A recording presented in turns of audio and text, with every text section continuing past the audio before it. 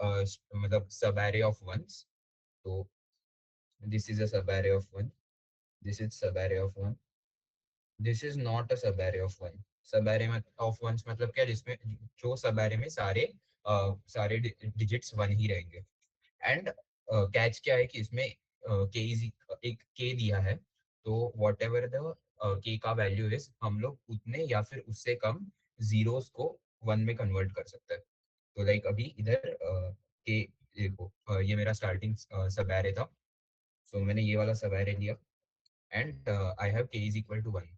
तो ये वैलिड नहीं है क्योंकि इसमें एक जीरो आ रहा है. बट के इज इक्वल टू वन है, मतलब मैं एक कैरेक्टर, मतलब एक जीरो को I can turn into one. तो मैं क्या करूंगा, इसको वन टर्न कर दूंगा. एंड अभी मेरे पास ये जो सवार है ना, वो वैलिड हो जाएगा. एंड मैं फिर इसका लेंथ काउंट कर सकता हूँ एंड मेरे कैलकुलेशंस के साथ आगे जा सकता हूँ. बट वही अगर मैंने ये वाला सवारे लिया, तो ये अगेन पहले तो ये वैलिड नहीं है क्योंकि इसमें दो जीरोस आ रहे हैं. देन हम लोग के को चेक करेंगे कि के कितने जीरोस को हम लोग को फ्लिप करने का मतलब परमिशन दे रहा है. तो के इज इक्वल टू वन है, तो हम लोग इधर इसको कर सकते हैं या फिर इसको कर सकते हैं. तो ये ओवरऑल वैलिड नहीं रहेगा एंड हम लोग इसका लेंथ चेक नहीं कर सकते. तो आई होप सबको समझा रहेगा क्या क्वेश्चन है. एंड ऐसे हम लोग को रिटर्न क्या करना है कि सबसे लॉन्गेस्ट ऐसा कौन सा सब एरे है जिसका सब सारे कैरेक्टर्स वन है. लाइक इसमें आई थिंक ये रहेगा क्योंकि ये फ्लिप करके वन हो जाएगा एंड देन हम लोग को फोर मिल जाएगा and we will return four. तो अभी इसका ब्रूट फोर्स अप्रोच में देखेंगे कि कैसे जाना है. बट आई थिंक क्वेश्चन सबको समझा रहेगा, एक बार थम्स अप करके बता दो इफ क्वेश्चन समझा है. एंड इसमें हम लोग को खाली वंस के लिए चेक करना है, जीरोस के लिए चेक नहीं करना है. तो अभी इसका ब्रूट फोर्स मेथड क्या है, तो जैसे हम लोग हर स्लाइडिंग विंडो के प्रॉब्लम में करते आते हैं, what we do is basically हम लोग सारे मतलब जितने भी पॉसिबल सब एरेज है ना, उनको जनरेट करके देखते हैं. मतलब पहले मैं लूंगा, पहले मैं ये वाले एलिमेंट को चूज करूंगा, फिर वन वन वन, मतलब ये, फिर वन वन वन, सॉरी, फिर ये वाला वन वन वन जीरो. ऐसे करते करते इसके सारे, फिर इसके सारे सब एरेज लाइक ये, फिर ये, फिर ये, एंड टोटल फिर ऐसे. ये इसका I think time complexity n square समझ गया रहेगा. तो ये ऐसे सारे कॉम्बिनेशन आ गए, तो हर एक कॉम्बिनेशन के लिए मैं पहले चेक करूंगा कि क्या ये वैलिड है कि नहीं. इफ वो वैलिड है, देन मैं क्या करूंगा, एक लॉन्गेस्ट करके वेरिएबल सेट कर दूंगा. एंड हर एक जो भी वैलिड स्ट्रिंग रहे, मतलब वैलिड सब एरे रहेगा मेरा, मैं उसका लेंथ चेक करूंगा ये लॉन्गेस्ट के साथ. एंड जो भी उसमें से बड़ा रहेगा मैं वो लॉन्गेस्ट से उसको रिप्लेस कर दूंगा. एंड लास्ट में मैं रिटर्न करूंगा लॉन्गेस्ट को, return longest. So I hope ये ब्रूट फोर्स सबको समझ गया. This is like same last sum जैसा था ना, वैसे ही ब्रूट फोर्स. तो अगर नहीं समझा रहेगा तो पूछ सकते हो. राइट. तो अभी कैलकुलेशंस, तो ये हम लोग का ब्रूट फोर्स है. तो हम लोग क्या करते थे, एवरी पॉसिबल सब एरे निकालते थे. एंड देन हम लोग उसका ये लेंथ, मतलब लेंथ नहीं सॉरी, हम लोग वो वैलिड है कि नहीं चेक करते थे. तो अभी वैलिड है कि नहीं इसका कैलकुलेशंस कैसे करना है. तो देखो, सपोज ये मेरा स्ट्रिंग है one one one zero zero. अभी ये वैलिड है कि नहीं कैसे समझेगा मुझे. फर्स्ट ऑफ ऑल तो सारे वन रहने चाहिए. अभी इसमें सारे वन है नहीं, इसमें दो जीरो है. तो मुझे क्या चेक करना है कि जितने भी जीरोस रहेंगे वो हम लोग उसको वन में फ्लिप कर सकते हैं क्या. तो पहले मुझे पता कैसे चलेगा कि कितने जीरोस है. तो ऑब्वियस है, जितने भी लेंथ, टोटल लेंथ रहेगा ये एरे का, लेट्स सपोज ये टोटल लेंथ है इसका एल. तो एल माइनस में क्या कर दूंगा, नंबर ऑफ वंस. इसमें जितने भी नंबर ऑफ वंस है, नंबर ऑफ वंस, इसको मैं वंस करके डिनोट करता हूँ, वंस. ये क्या रहेगा, मेरा नंबर ऑफ जीरोस रहेगा. तो अभी सिंपल है, मुझे नंबर ऑफ जीरोस मेरे मिल गए. ओके, तो ये एरे के लिए नंबर ऑफ जीरोस टू है. मतलब अभी मैं क्या करूंगा, अभी मैं ये जितने भी मेरे नंबर ऑफ जीरोस है ना, उनको मैं के से कंपेयर करूंगा. तो अगर मेरे नंबर ऑफ जीरोस है, सो अभी ये केस में टू है एंड ये केस में के इज इक्वल टू टू भी है. तो ये हम लोग को क्या बोल रहा है कि हाँ, हम लोग ये दोनों जीरोस को कन्वर्ट कर सकते हैं वन में. बट सपोज हम लोग का के इज इक्वल टू वन रहता, तो वो क्या बोल रहा है कि के इज इक्वल टू वन है, मतलब हम लोग खाली एक ही जीरो को कन्वर्ट कर सकते हैं. तो अगर हम लोग का नंबर ऑफ जीरोस टू है, तो ऑब्वियस है कि वो जो सब एरे है ये टोटल में, ये एक इनवैलिड सब एरे रहेगा. एंड हम लोग को इसका लेंथ चेक नहीं करना है. लेकिन अगर, मतलब मैं इफ में ही लिखता हूँ, इफ जो भी मेरे नंबर ऑफ जीरोस है, वो अगर less than equal to K है तो वैलिड सब है, लेकिन इफ मेरे number of zeros greater than K है देन वो मेरा इनवैलिड सब है। ये कंडीशन सबको समझ है कि हम लोग चेक कैसे करते हैं, नंबर ऑफ जीरोस हम लोग कैसे निकालते हैं, this is length minus number of ones. Number of ones हम लोग कैसे निकालेंगे, ये एरे को ट्रेवर्स करेंगे, हर एक जो भी एरे रहेगा मतलब सब एरे रहेगा उसको हम लोग नॉर्मली ट्रेवर्स करेंगे एंड एक कुछ एक हम लोग नंबर्स मतलब हम लोग वंस करके एक वेरिएबल कर देंगे। फिर अगर मेरा वन आया तो इसको इसको स्टार्टिंग में जीरो करेंगे। फिर अगर वन आया मेरा जो भी नम्स है तो नम्स ऑफ जो भी है इज इक्वल टू वन, तो मैं क्या कर दूंगा वंस को इंक्रीमेंट कर दूंगा, मतलब मेरे पास अभी एक वन आ गया। अगर और एक बार आया तो again ones plus plus, again ones plus plus, ऐसे करते जाऊंगा। तो मुझे वंस में क्या आ जाएगा, कितने नंबर ऑफ वंस है मेरे सवारे में, ये मुझे वो वंस, या फिर इसको हम लोग काउंट वन भी लिख सकते हैं। अगर वन नहीं जम रहा है तो काउंट वन ऐसा करके। तो फिर मैं क्या करूंगा, जो भी मेरा काउंट वन है उसको मैं टोटल लेंथ से माइनस कर दूंगा एंड मुझे मिल जाएगा मेरे नंबर ऑफ जीरोस। फिर मैं उसको कंपेयर करूंगा के साथ एंड मुझे समझेगा वो स्ट्रिंग वैलिड है कि नहीं। अगर वैलिड स्ट्रिंग रहेगी तो मैं उसका लेंथ जो भी रहेगा उसको मैं लॉन्गेस्ट के साथ कंपेयर करूंगा एंड जो भी बड़ा रहेगा उस मैं लॉन्गेस्ट से उसको रिप्लेस कर दूंगा। ये सबको समझा है? ये वाला मेथड कल का ही है सेम, ये तो और भी इजी है कल से। तो अभी इसका टाइम कॉम्प्लेक्सिटी तो यही हम लोग का ब्रूट फोर्स है। तो हम लोग का टाइम कॉम्प्लेक्सिटी क्या आया, पहले तो कितने पॉसिबल सबस्ट्रिंग्स जनरेट हुए हम लोग के, तो उसमें हम लोग का टाइम गया ओ ऑफ एन स्क्वायर। राइट, अभी मैं हर एक जैसे ही ये बन गया मैं इसके लिए ये पूरा प्रोसेस करूंगा। तो ये पूरा प्रोसेस को कितना टाइम ले रहा है, ओ ऑफ एन ले रहा है। ऐसे में ओ ऑफ एन मेरे ये स्ट्रिंग के लिए भी हुआ, फिर मेरे ये स्ट्रिंग के लिए भी हुआ, तो plus O of n and ऐसे कितने स्ट्रिंग्स के लिए हुआ total O of n square. तो आई थिंक समझ गया रहेगा, ओ ऑफ एन क्यूब है इसका टाइम कॉम्प्लेक्सिटी। ये सबको समझा है ओ ऑफ एन क्यूब कैसे आया इसका टाइम कॉम्प्लेक्सिटी? नहीं समझा रहेगा तो सो आई होप समझा रहेगा। सो अभी ये इसका हो गया brute force and space complexity इसका वो जिसे लिख देता हूँ, time complexity is O of n cube, space complexity is O of one. And अभी हम लोग को क्या करना है, अभी हम लोग को इसको और ऑप्टिमाइज करना है। तो आई थिंक क्वेश्चन में जिधर भी वो आई थिंक जिष्णु ने कवर किया था ये, कि जिधर जिधर भी कॉन्सिक्यूटिव वगैरह आता है हम लोग क्या करते हैं, हम लोग स्लाइडिंग विंडो के लिए ऑप्ट करते हैं। तो इधर से हम लोग को पता चल गया कि let's try sliding window here. तो ये एरे है हम लोग का एंड ये k is equal to one. तो अभी मैं इसके लिए स्लाइडिंग विंडो का मेथड ट्राई करूंगा। हम लोग पहले क्या करते थे, हम लोग पहले आई और जे दोनों को इधर ले लेंगे, दोनों को जीरो से इनिशियलाइज करेंगे। अभी मुझे और दो वेरिएबल्स चाहिए, एक है काउंट वन एंड इसको स्टार्टिंग में मैं जीरो रखूंगा कि अभी तक मतलब ये इसका काम क्या है कि मेरा जो भी विंडो रहेगा उसमें कितने नंबर ऑफ वंस है वो कैलकुलेट करना। एंड और एक रहेगा लॉन्गेस्ट, ये मुझे बताएगा कि मेरा लॉन्गेस्ट सब एरे क्या था एंड मैं लास्ट में इसी वेरिएबल को रिटर्न करूंगा। राइट, तो पहले अभी जो मेरा विंडो है ना वो इधर से शुरू हुआ, तो ये मेरा विंडो है।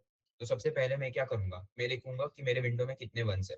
कितने वंस है कैसे देखूंगा मैं उधर अगर मेरा nums of j, so if मेरा नम्स ऑफ जे, इसका नाम नम्स है एरे का, is equal to one, then जो भी वंस का वैल्यू है उसको प्लस प्लस करो। इधर हम लोग का क्या है काउंट वन, वो काउंट वन का जो भी वैल्यू है उसका प्लस प्लस। राइट, तो ये समझ गया कि हम लोग पहले काउंट कैसे करने वाले, कितने नंबर ऑफ वंस है मेरे विंडो में। फिर हम लोग क्या करेंगे, फिर हम लोग चेक करेंगे वो एक वैलिड सब एरे है कि नहीं। तो वैलिड सब एरे का मेरा फॉर्मूला क्या था, इफ मेरे number of zeros is less than equal to k then वो वैलिड है। वैलिड है मतलब लॉन्गेस्ट का कैलकुलेशन करो उसके लिए, लॉन्गेस्ट का कैलकुलेशन करो। तभी इसको मैं कोड में कैसे लिखूंगा, नंबर ऑफ जीरोस क्या था मेरा, total length minus number of ones. तो इफ मेरा j minus i plus one, ये लेंथ का फॉर्मूला, माइनस काउंट वन, ये नंबर ऑफ वंस बताएगा वो विंडो में, is less than equal to k. अगर ये रहेगा तो मेरा लॉन्गेस्ट का कैलकुलेशन करो, longest longest is equal to maximum of current जो भी लॉन्गेस्ट है वो, और अभी इसका लेंथ क्या है, इसका लेंथ है j minus i plus one, ये वाला आएगा। एंड फिर मेरा विंडो को आगे बढ़ाओ, आगे बढ़ाओ मतलब क्या, j को आगे, लेके जाओ। तो next will be j plus plus. I hope ये वाला पार्ट समझ गया, ये वाला कंडीशन समझ गया कि अगर मेरा सब एरे वैलिड है तो मुझे क्या करना है। मुझे लॉन्गेस्ट के साथ कंपैरिजन करना है एंड जो भी उसका वैल्यू आएगा वो लॉन्गेस्ट में स्टोर करना है, जो भी मैक्सिमम वैल्यू रहेगा वो दोनों वैल्यूज में से। एंड फिर मुझे करना है j plus plus and next window के लिए चेक करना है। सो आई होप ये सबको समझ गया रहेगा। नहीं समझ आ रहेगा तो पूछ सकते हो। तो अभी हम लोग का नेक्स्ट विंडो ऐसे बनेगा। फिर सेम हम लोग वापस कैलकुलेशन करेंगे। पहले मैं देखूंगा कि मेरा नम्स ऑफ जी पे वन है क्या। अगर वन है तो काउंट वन प्लस प्लस। तो अभी मेरा जो भी काउंट वन का वैल्यू है, पहले तो इधर वन हो गया था एंड ये लॉन्गेस्ट भी इधर वन हो गया था। अभी ये टू हो जाएगा काउंट वन मेरा। फिर मैं चेक करूंगा ये सब एरे वैलिड है कि नहीं। तो टोटल लेंथ इसका रहेगा टू, जीरो एंड वन है इसका इंडेक्स। तो one minus zero plus one is equal to two. तो इफ मेरा two minus number of ones, two में माइनस नंबर ऑफ वंस कितना है मेरा टू। तो two minus two is zero, zero is less than k is equal to one. हाँ, तो zero is less than k. तो मैं क्या करूंगा, longest is equal to maximum of current longest, comma इसका ये वाले सवारे का लेंथ विच इज टू। तो वन और टू का कंपैरिजन हुआ तो मेरा लॉन्गेस्ट भी अभी टू हो गया एंड जे प्लस प्लस। मैं क्या कर दूंगा, जे को प्लस प्लस कर दूंगा। फिर ये मेरा विंडो बन जाएगा। फिर ये मेरा विंडो बना। Then again count one plus plus हो जाएगा, तो इधर थ्री आ जाएगा। फिर मेरा लेंथ, ये लेंथ रहेगा three, count one is also three. तो this is equal to zero which is less than equal to k, यानी less than equal to one. तो अगेन हम लोग लॉन्गेस्ट में भी थ्री स्टोर करेंगे, जे को प्लस प्लस करेंगे। तो जे इधर जाएगा जी। फिर अभी मैं क्या करूंगा, पहले मैं देखूंगा कि मेरा नम्स ऑफ जे वन है क्या। तो इस केस में वन नहीं है तो हम लोग काउंट वन को प्लस प्लस नहीं करेंगे, उसको थ्री ही रहने देंगे। फिर मैं क्या करूंगा, सेम मेरा सब एरे वैलिड है कि नहीं उसका चेक करूंगा। तो j minus i plus one इधर आएगा, जे इधर थ्री रहेगा, तो three minus zero plus one is four. Three minus zero plus one four, तो फोर मेरा लेंथ आ गया। फोर माइनस काउंट वन कितना है, काउंट वन मतलब number of ones in that window जो हम लोग के पास इधर स्टोर्ड है। तो four minus three is equal to one. अभी one is less than equal to one, तो हम लोग का ये वैलिड हो जाएगा। अगर लॉजिकली भी समझना रहेगा तो क्या हुआ इसमें, बेसिकली एक ही जीरो था एंड मेरा के मुझे अलाउ कर रहा है ये जीरो को वन में फ्लिप करने का। तो ये मेरा हम लोग फ्लिप करेंगे नहीं बट वो बेसिकली वैलिड आ जाएगा। अरे, तो हम लोग का ये वैलिड आ गया। फिर मैंने क्या किया, वापस लॉन्गेस्ट में लॉन्गेस्ट का कैलकुलेशन किया, तो अभी मेरा लॉन्गेस्ट आ गया four and j plus plus. तो अभी जे गया आगे।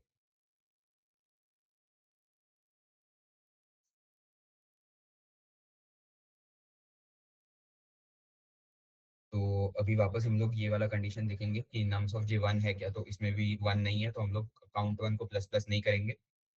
फिर अभी नेक्स्ट केस है। तो आई होप वो पिछला वाला केस सबको समझा रहेगा। अभी इधर से ये वाला इफ सेटिस्फाई नहीं करेगा तो हम लोग वो वाला पार्ट देखेंगे। तो ये पहले वाला पार्ट सबको समझा है। आई होप सबको समझा रहेगा, डाउट रहेगा तो अभी पूछ लो। नहीं, समझा है सबको, राइट। तो अभी क्या होगा, अभी हम लोग जब ये करेंगे तो ये आएगा, इसका लेंथ आएगा फाइव।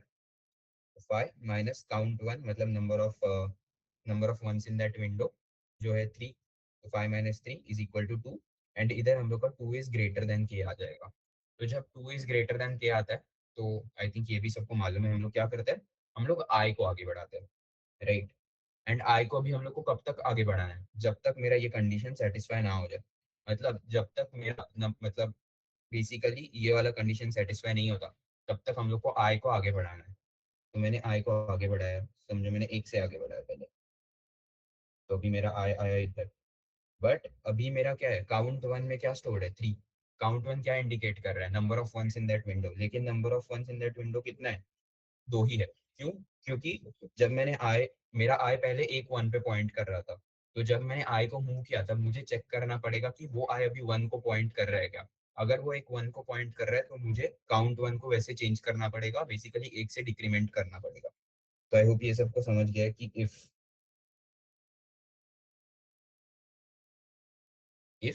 क्या, कि मेरा जो भी लेंथ है, लेंथ लेंथ को भी क्या लिखेंगे हम लोग, j minus i plus one minus count one.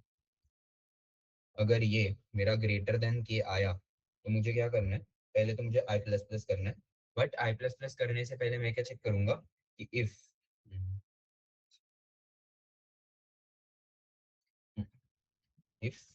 मेरा नम्स ऑफ आई वन है, इज इक्वल टू वन, तो मैं क्या करूंगा, एक से डिक्रीमेंट करूंगा किसको, काउंट वन को, तो count one minus minus and then i plus plus. तो ये वाला कंडीशन सबको समझ गया। दूसरे वाले में हम लोग क्या करेंगे, तो हम लोग ने अभी आई को इधर लेके आए, हम लोग आई को इधर लेके आए, देन हम लोग ने वापस चेक किया, तो अभी हम लोग का काउंट वन टू हो गया। तो हम लोग जब वापस चेक करेंगे तो फोर माइनस टू होगा, four minus two is again greater than k, तो हम लोग को सेम स्टेप को रिपीट करना है।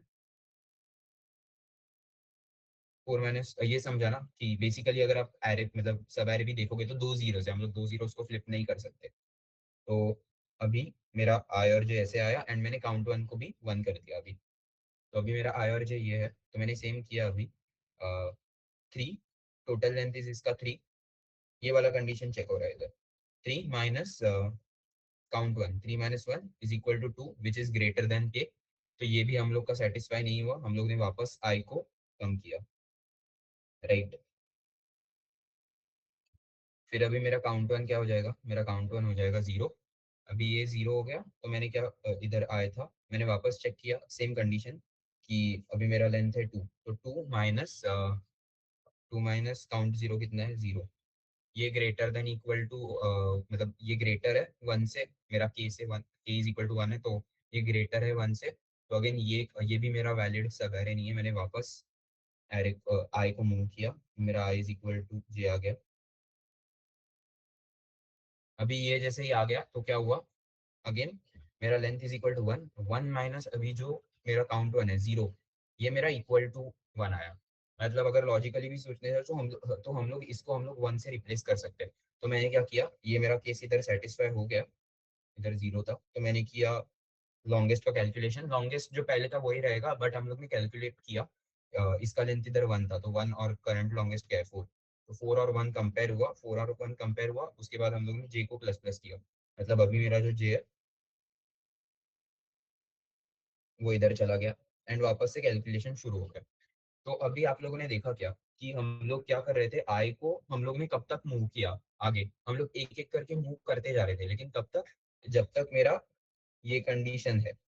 तो रैदर देन इफ मैं क्या वाइल लिख सकता हूँ क्या इधर, तो rather than if I will write while. मतलब क्या होगा कि बार बार वो चेक नहीं करेगा, वो जल्दी से मतलब यही कंडीशन लेगा कि j minus i plus one minus count one is greater than k, तो जब तक मेरा इनवैलिड सब एरे है तब तक आई को प्लस प्लस करते जाओ। तो ये सारे है ना, ये एक ही इटरेशन में, मतलब ये पूरा जो ब्लॉक था ना, ये एक ही इटरेशन में मेरा, सॉरी इधर भी नहीं, इधर से, तो एक ही इटरेशन में मेरा आई इधर इधर इधर इधर इधर ऐसे करते आ जाएगा ये वाइल लूप से। तो ये वाइल लूप हम लोग ने क्यों लगाया, समझा सबको, रैदर देन इफ हम लोग ने वाइल क्यों लगाया, आई को आगे बढ़ाने के लिए।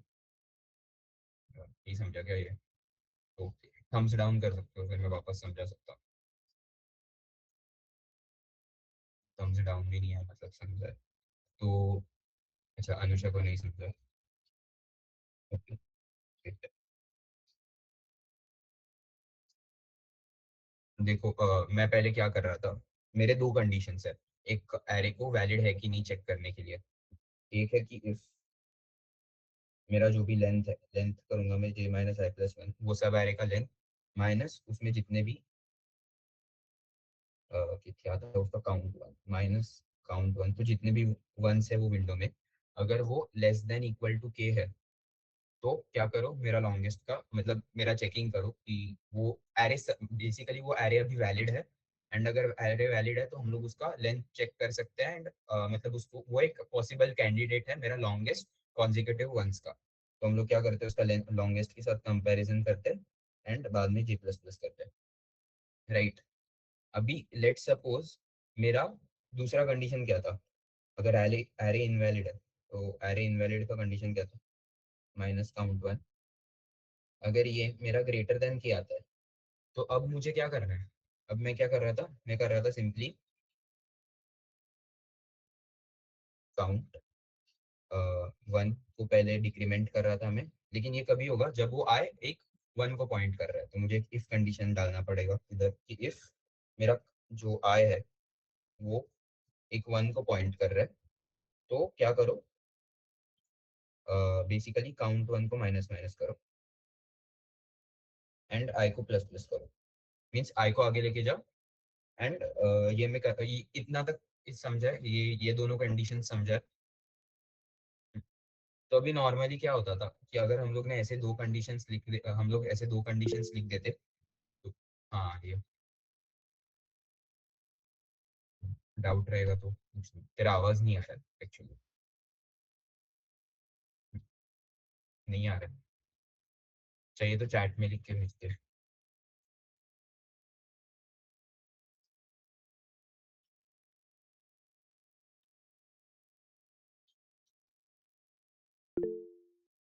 फर्स्ट केस में डाउट था, हाँ क्या था डाउट?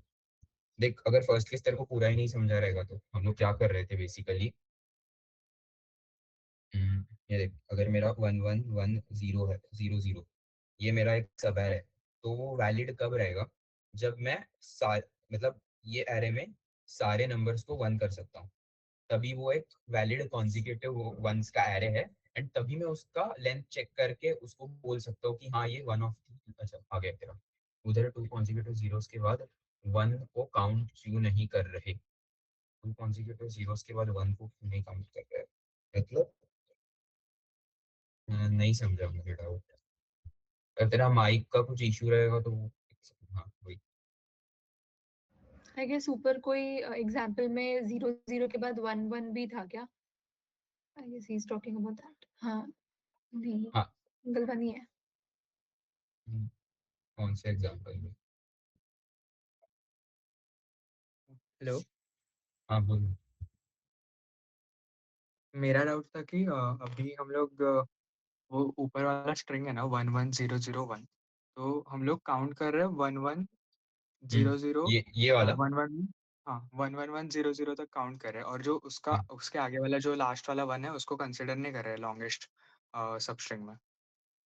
नहीं तो मतलब हम लोग जो नॉर्मल इटरेशन करेंगे उसमें उधर तक जाएंगे, बट इधर प्रॉब्लम होगा कि ये के इज इक्वल टू वन है, तो अगर हम लोग ने ये पूरा सब एरे कंसिडर किया तो मेरे टोटल दो वंस है, तो मेरा वो कंडीशन फेल हो जाएगा क्योंकि मैं खाली बट एक ही इसको के फ्लिप कर इज सकता हूँ, इक्वल टू राइट? टू में भी हम लोग नहीं कर रहे ना। के इज इक्वल टू के इज टू में भी इक्वल हम लोगों का लॉन्गेस्ट 5 ही था, फोर किस, 4। बट वो एग्जांपल में आई थिंक वो, ओके ओके, हाँ हाँ याद है। ऐसा, तो इसका के इज इक्वल टू वन ही है, सो जे आगे, अच्छा के इज इक्वल टू 1, ओके। समझा ना? K yes is yes, equal clear to हो टू रहता तो ये वैलिड रहता, अगर k is equal to two गया। रहता तो इसका डिफरेंस क्या रहता, टू आ रहा था, तो two is less than equal to two condition satisfy हो जाता एंड मैं लॉन्गेस्ट को कंपैरिजन करके लॉन्गेस्ट को फाई कर देता था, एंड फिर मेरा ओके, आगे बढ़ता था एंड वो पूरा सेटिस्फाई हो जाता था। बट इसमें k is equal to one है, इसलिए हम लोग वो पूरे एरे को नहीं ले पा रहे। राइट, ओके, क्लियर हो गया, थैंक यू। तो हाँ वो अनुषा का डाउट, तो ये दोनों कंडीशंस क्लियर थे सबको। तो अभी मैं क्या बोल रहा हूँ देखो, अगर मैंने नॉर्मली ये दो कंडीशंस लिख के फॉर लूप को चलाया तो क्या होगा बेसिकली, वो इधर जाएगा, फिर अगर मेरा ये कंडीशन सेटिस्फाई हो रहा है तो वो ये लॉन्गेस्ट का कैलकुलेशन करेगा, वरना वो आई प्लस प्लस करेगा, फिर वो वापस आगे जाएगा, वापस वो ये वाला कंडीशन पहले चेक करेगा, अगर ये नहीं रहेगा तो फिर वो वापस आई प्लस प्लस करेगा, वापस ऊपर जाएगा। तो मैं क्या बोल रहा हूँ कि मतलब ये मैं ये केस के लिए बोल रहा हूँ, देखो ये वाले पूरे एरे के लिए ऐसे ही होगा, पहले ये वाला आए, ये मतलब ये केस रिजेक्ट होगा, फिर मेरा आई इधर जाएगा, फिर ये केस रिजेक्ट होगा, फिर मेरा आई इधर जाएगा, फिर ये केस रिजेक्ट होगा। तो मैं क्या बोल रहा हूँ, रैदर देन ऐसा इफ एंड ऐसा इफ, हम लोग क्या करते हैं, हम लोग इधर ही व्हाइल लगा देते हैं, तो मेरा जो आई अभी इसके बाद निकलने वाला है ना, वो मेरा कंफर्म मतलब बराबर साइड वाला ही निकलेगा, राइट? ये कंडीशन समझा क्या?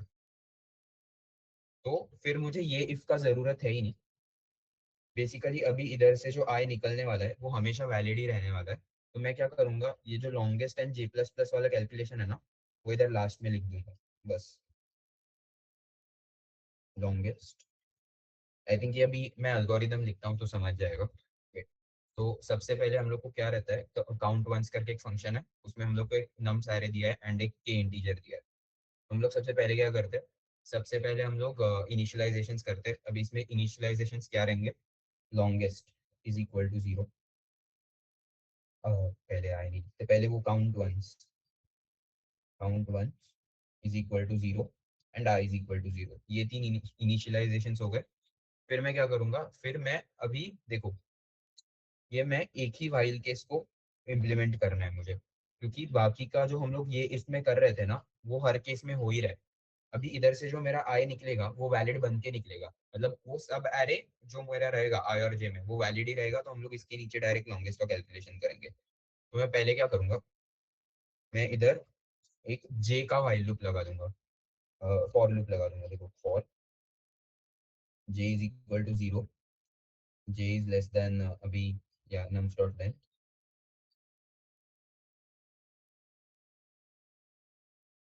nums dot length and j plus plus. अभी इसमें मैं क्या करूंगा, सबसे पहले मैं वो कंडीशन चेक करूंगा कि मेरा कंडीशन बराबर आ रहा है कि नहीं, राइट। सॉरी, मैं पहले काउंट वंस, मतलब अगर मेरा 1 रहेगा तो मैं 1 को बढ़ाऊंगा, आई मिस दैट कंडीशन। तो पहले हम लोग क्या करते हैं, पहले हम लोग अगर नम्स का वैल्यू मेरा मतलब नम्स ऑफ जे जिसको पॉइंट कर रहा है वो 1 रहेगा, तो हम लोग काउंट वन एक से बढ़ा देते हैं। तो सबसे पहले वो वाला कंडीशन आएगा कि if nums of j is equal to 1, then count 1 plus plus। ये वाला कंडीशन सबको समझा, एंड ये पहले क्यों आया ये समझा है। अभी मैं क्या करूंगा, अभी मैं वो आए मतलब जो मेरा कंडीशन गलत था, मतलब जिसमें मेरा सब एरे नहीं आ रहा था, वो वाला मैं व्हाइल लूप लिखूंगा इसमें। व्हाइल क्या था, मेरा जो भी लेंथ है वो ग्रेटर देन के आ रहा है तब तक आई प्लस प्लस करते था। तो j j minus i plus one minus count one, जब तक ग्रेटर देन के है तब तक क्या करो, पहले तो अगर मेरा नम्स ऑफ आई 1 को पॉइंट कर रहा है, if nums of i is equal to 1, then उसको माइनस माइनस करो काउंट 1 को, एंड फिर क्या करो, फिर आई को प्लस प्लस करो, राइट। ये वाला सबको समझा है वाई लूप। अभी मेरा जो आई इसके बाद आएगा ना, वो मतलब वो ऐसे विंडो को पॉइंट करेगा, आई एंड जे, जो मेरा वैलिड रहेगा। तो मैं इसके लिए लॉन्गेस्ट परफॉर्म मतलब लॉन्गेस्ट वाला ऑपरेशन परफॉर्म कर पाऊंगा। एंड लेट सपोज मेरा जो पहला केस था, मतलब कोई भी वैलिड केस रहेगा जो ऑलरेडी ही वैलिड आ रहा है, तो वो मेरा ये कंडीशन सेटिस्फाई करेगा ही नहीं। ये किसके लिए सेटिस्फाई होगा, जो वैलिड नहीं है उसके लिए। एंड हम लोग क्या करेंगे, इसके बाद डायरेक्ट लॉन्गेस्ट वाले फॉर्मूला पे जंप करेंगे। तो दोनों केसेस में क्या हो रहा है, जब हम लोग लॉन्गेस्ट पे जा रहे हैं तब हम लोग के पास एक वैलिड सब एरे ही आ रहा है, इधर वो डायरेक्ट आ रहा है या फिर वो ये वाइल लूप में हम लोग आई को आगे शिफ्ट शिफ्ट करके मतलब आई को चेंज करके आ रहा है। बट जब ये पॉइंट पे आ रहा है तब एक वैलिड सब एरे ही आ रहा है, इसलिए हम लोग डायरेक्टली विदाउट एनी इफ मतलब इफ कंडीशन हम लोग डायरेक्टली लॉन्गेस्ट का कैलकुलेशन कर सकते हैं। ये सबको समझे कि हम लोग इधर विदाउट इफ क्यों करेंगे। तो देखो, हम लोग इधर क्या लिखेंगे, longest is equal to maximum of जो भी मेरा करंट लॉन्गेस्ट है वो, और जो ये मेरे सवेरे का लेंथ है वो, j minus i plus one.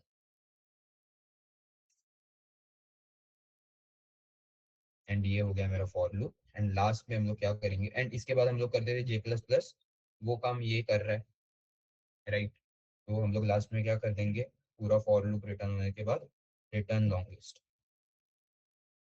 तो यही था मेरा एल्गोरिदम। इसमें अगर कुछ नहीं समझा रहेगा तो बताओ। ये देखो इंपॉर्टेंट सम है, ये कंसेप्ट बहुत इंपॉर्टेंट है। मैंने आज मतलब कल और आज में ही इस पे 2 सम्स कवर कर दिए। तो इस पे और भी बहुत सम्स है यही सेम कंसेप्ट पे, थोड़ा इधर उधर ट्वीक करके। तो कुछ नहीं समझा रहेगा तो पूछ लो, आई कैन एक्सप्लेन, या फिर हम सब दे दो, मतलब हम लोग फिर कोड पे बढ़ते हैं। ये दिन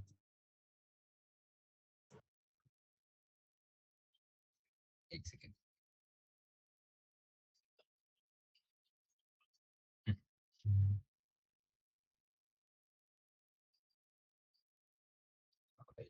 I hope my screen is visible. ये हम लोग का सॉल्यूशन है बेसिकली। पहले हम लोग ने, अभी मैंने इधर काउंट वंस की जगह पे वंस डिक्लेयर किया है, तो ones is equal to 0, i is equal to 0, longest is equal to 0, ये तीनों इनिशियलाइज किया। फिर ये मैंने फॉर लूप इसमें ऐसे लगाता है, तो मैंने लेंथ निकाला नम्स का। फिर फॉर जे वही है basically, for i t j is equal to 0, j is less than length, वही लिखा है। तो पहले हम लोग क्या चेक करते थे कि इफ मेरा नम्स ऑफ जे 1 है, तो वंस को प्लस इज इक्वल टू, मतलब वंस को प्लस प्लस करो। फिर हम लोग वो आई वाला कंडीशन की व्हाइल मेरा जो भी लेंथ है सब एरे का माइनस उसमें जितने भी वंस है वो ग्रेटर देन के है, तब तक क्या करो कि अगर वो मेरा आई 1 को पॉइंट कर रहा है तो वंस को माइनस करो एंड देन आई को प्लस प्लस करो। एंड लास्ट में हम लोग क्या करते थे, अगर ये पूरा व्हाइल लूप होने के बाद, कि लॉन्गेस्ट वाला condition, longest is equal to max of longest comma जो करंट सब एरे का लेंथ है वो। एंड ये पूरा फॉर लूप हो गया, मतलब मेरा जे क्रॉस कर गया, तो return longest. So I hope ये सबको समझे। ठीक है, कुछ डाउट रहेगा तो पूछ लो कोडिंग में। एंड अभी इसका अगर आप लोग ये देखोगे तो ये इधर आएगा। तो ये इधर वाले सॉल्यूशंस क्या है, तो I will give you a hint. इसका और एक मेथड है सॉल्व करने का, but I choose this method because कल का सम भी यही मेथड पे था। तो मैं हिंट देता हूँ कि दूसरा मेथड क्या है। सो अभी हम लोग क्या, हम लोग के पास 1 आ रहा है और 0 आ रहा है। तो अभी हम लोग क्या कर रहे थे, 1 को काउंट कर रहे थे। अभी आप लोग ट्राई करो कि 0 को काउंट करके कुछ हो सकता है क्या। इतना ही हिंट दूंगा, बाकी ट्राई दिस ऑन योरसेल्फ। तो ये जो ऑप्टिमल वाले सॉल्यूशंस है उसमें आ जाएगा अगर आप लोग ने वो दूसरे मेथड से किया तो। So try it, right. I think Jishnu continue, किसी को कुछ डाउट्स नहीं है ना। ठीक है Jishnu. Yes okay. By the way I will leave ना, कुछ डाउट रहेगा तो अभी पूछ लो क्योंकि मैं अभी लीव कर रहा हूँ। चलेगा, bye. Okay so let me share the screen wait. तो हाँ, तो आज का खाली पेज है थोड़ा। तो आज का सम क्या है कि मैं लिखता हूँ।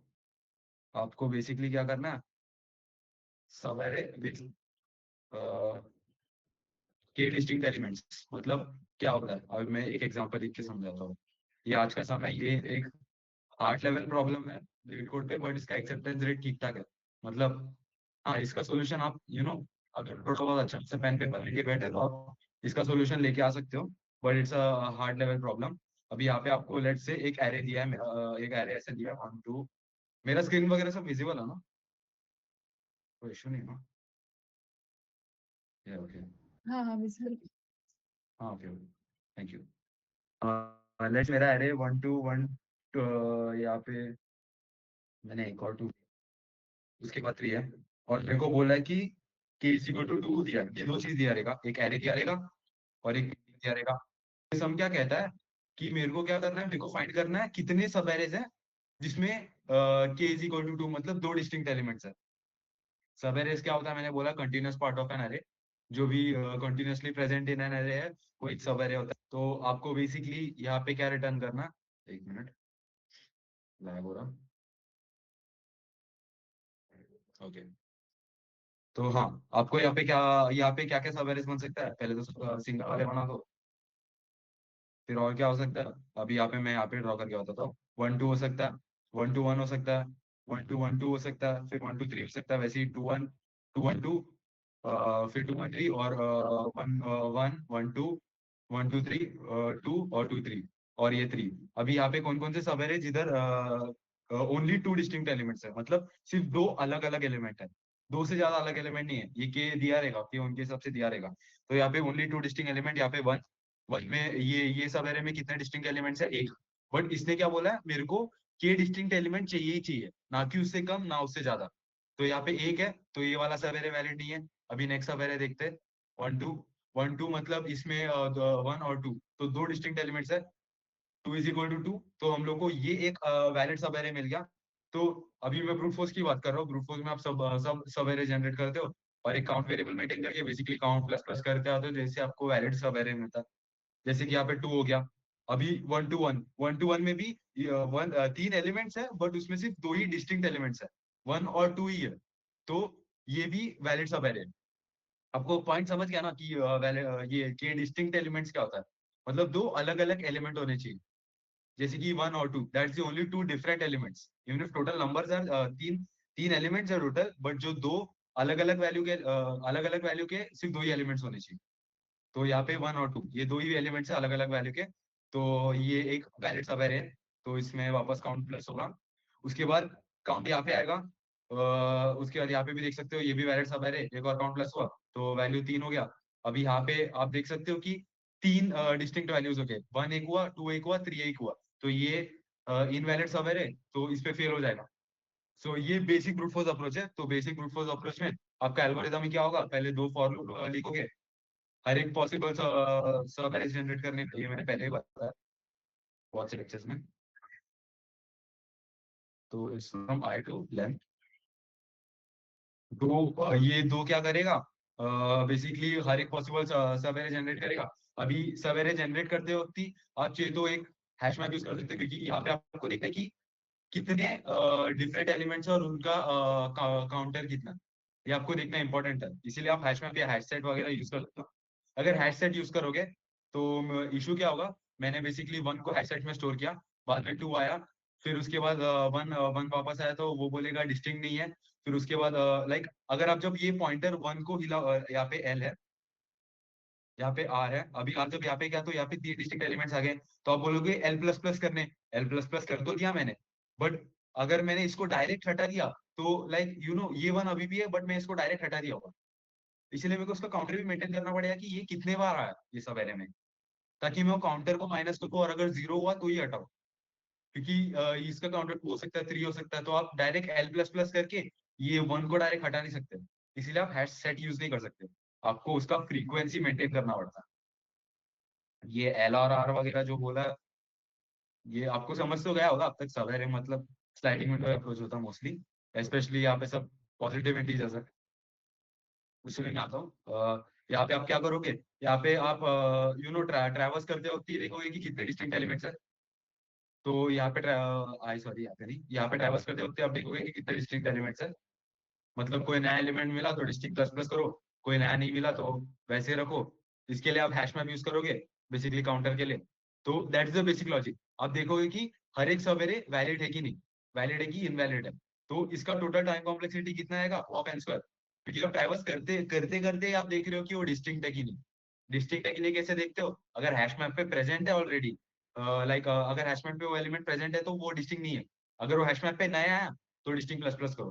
बेसिकली अगर एचएम पे कोई नया एलिमेंट आया तो ही डिस्टिंक्ट प्लस प्लस करो, नहीं तो डिस्टिंक्ट को उतना ही रहने दो, इट्स सिंपल। और जैसे ही अगर आपका लेट से यहाँ पे आके यहाँ पे आके अगर आपका डिस्टिंक्ट का जो ये है, मतलब यहाँ पे आपका डिस्टिंक्ट का वैल्यू 3 हो गया, लेट से यहाँ पे 4 एक और एलिमेंट था, तो आप अगर ये आप 4 के पास जाओगे ही नहीं, क्योंकि ऑलरेडी ये 2 से ज्यादा हो गया, तो 4 के पास जाके कोई लॉजिक बनता ही नहीं, क्योंकि ऑफ कोर्स वो कभी वापस 2 पे नहीं जाएगा।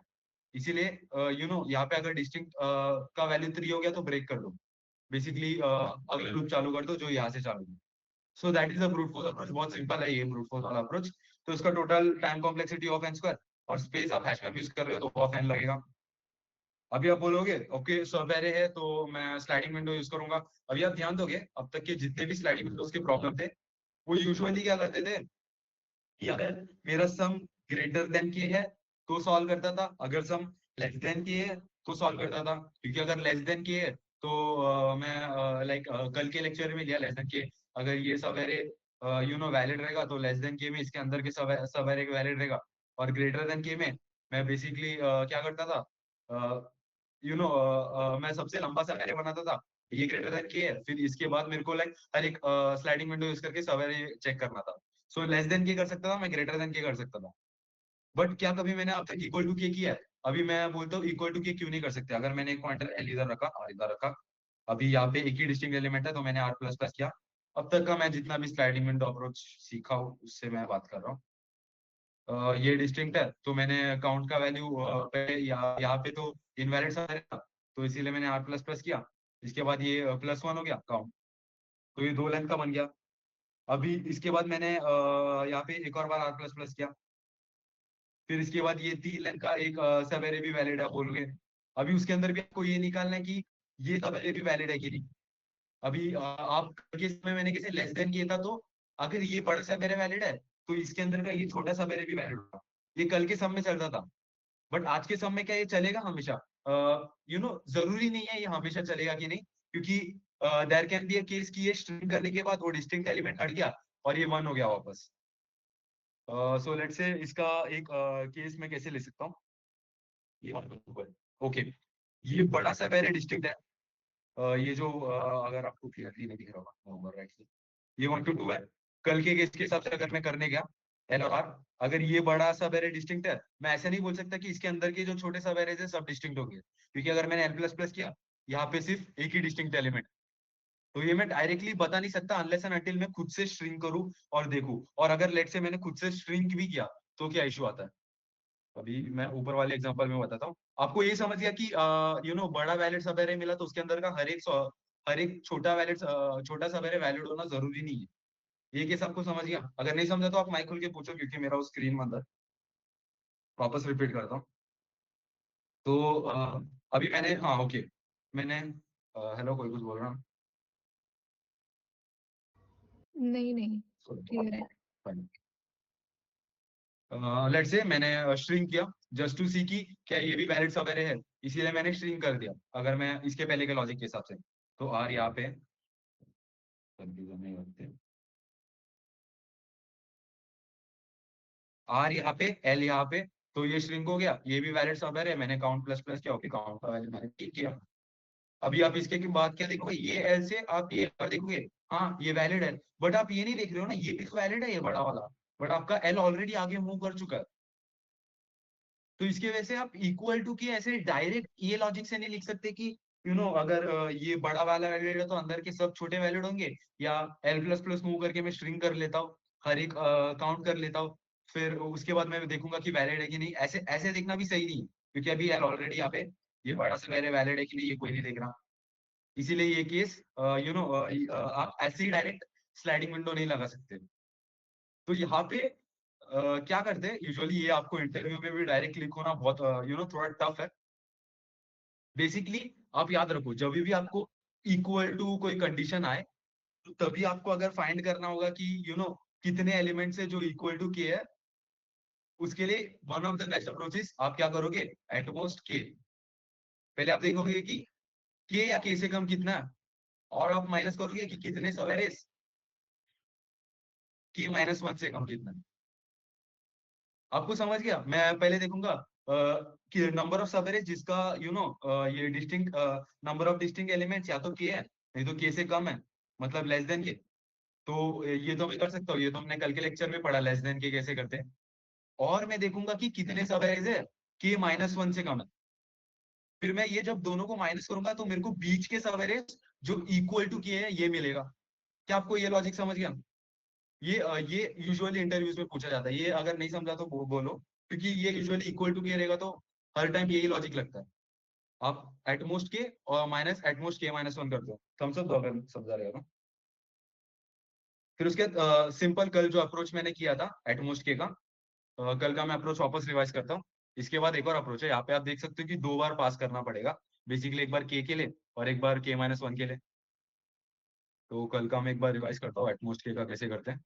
अभी आपको ढूंढना है बेसिकली या तो के डिस्टिंक्ट एलिमेंट्स है या तो के से कम डिस्टिंक्ट एलिमेंट्स है, वो कितने होंगे ये आपको ढूंढना है। तो आप क्या करोगे, एल इज इक्वल टू यहाँ पे, आर इज इक्वल टू यहाँ पे। कल का अप्रोच याद रखो, यहाँ पे एक डिस्टिंक्ट एलिमेंट है, क्या ये सब एरे चलेगा? हाँ। तो आप काउंट को आप याद रखो, मैं कल बोला था ये कि कल के लेक्चर में इंपॉर्टेंट है याद रखना, आप डायरेक्ट काउंट प्लस प्लस नहीं कर सकते। लेट्स से मैं क्यों बोल रहा हूँ काउंट प्लस प्लस डायरेक्ट नहीं कर सकते। कल का मैं एक बार छोटे से वापस रिपीट करता हूँ जो मिस किए थे कल का लेक्चर। यहाँ पे काउंट प्लस प्लस चल जाएगा आपका, उसके बाद लेट से आर आगे गया, मेरा काउंट का वैल्यू 1, मैं काउंट प्लस प्लस वाले लॉजिक से चल रहा हूँ। अभी ये 1,2 क्या एक वैलिड सब है जिसका के या के से कम है, मतलब डिस्टिंक्ट एलिमेंट या तो 2 है या तो 2 से कम है, तो कितने हो सकते हैं 2 या 1 है। हाँ यहाँ पे 2 है तो ये भी वैलिड है, तो मैंने काउंट को 2 किया। यहाँ पे आप देख सकते हो अगर मैंने काउंट को 2 किया, मैं यहाँ पे ये सब एरे कंसिडर किया, ये कंसिडर किया, क्या मैंने ये वाला सबएरे कंसीडर किया? इसमें तो एक ही डिस्टिंक्ट एलिमेंट है, तो ये एक्चुअली काउंट का वैल्यू 3 होना चाहिए। बट अगर मैं काउंट प्लस प्लस के लॉजिक से सोचता हूँ, काउंट का वैल्यू सिर्फ 2 रह जाता है, एक कम पड़ता है। अभी आप आगे और भी देखोगे, जैसे ये सबएरे का लेंथ बढ़ते जाएगा, आपके कोरिलेशन भी लाइक जितना एलिमेंट्स मिस होता है वो भी बढ़ते जाएगा। लेट्स से मैं आर को आगे लिखेगा, ये वैलिड है मेरे लॉजिक के हिसाब से, मेरे को तो काउंट प्लस प्लस करना था, तो काउंट का वैल्यू 3 हुआ। बट आप देख सकते हो यहाँ पे अगर मैंने काउंट प्लस प्लस किया, मैं ये बड़ा वाला सबएरे कंसिडर कर रहा हूँ, इसके अंदर का ये और ये छोटा सबएरे मिस कर रहा हूँ। तो आप देख रहे हो कि हर बार कितना सबएरेज होता है। मतलब अगर ये पूरा वैलिड है तो ये भी वैलिड है, ये भी वैलिड है और ये भी वैलिड है। मतलब वो सबएरे का लेंथ जितना है उतने अंदर के सबएरेज वैलिड है। सो बेसिकली आप क्या करोगे, इंस्टेड ऑफ आप काउंट प्लस प्लस के बगैर आप क्या करोगे, बेसिकली काउंट को उसके लेंथ से ऐड करोगे। मतलब सबएरे का जितना लेंथ है उससे ऐड करोगे, तो आप टोटल उसमें जितने सबएरेज है सबको कंसिडर करोगे। यही कल का लॉजिक था। ये आपको आई होप ये रिवाइज हो गया होगा। ये कल मैंने बताया था एग्जांपल लेके पूरा ड्राई रन करके। सो ये बेसिक लॉजिक है। आप क्या करोगे, एक फॉर लूप चलोगे, फॉर या व्हाइल जो भी चलाना है, एक काउंटर वेरिएबल मेंटेन करोगे जो काउंट करेगा कितना इसका ये है, क्या बोलते हैं, कितने सबएरेज है जिसका distinct there are at most k distinct elements. यहाँ पे आप एक फंक्शन में नम्स भी पास करोगे, k भी पास करोगे। मैं एक फंक्शन बना रहा हूँ क्योंकि ये मैं 2 बार यूज कर रहा हूँ, instead of writing that logic 2 times.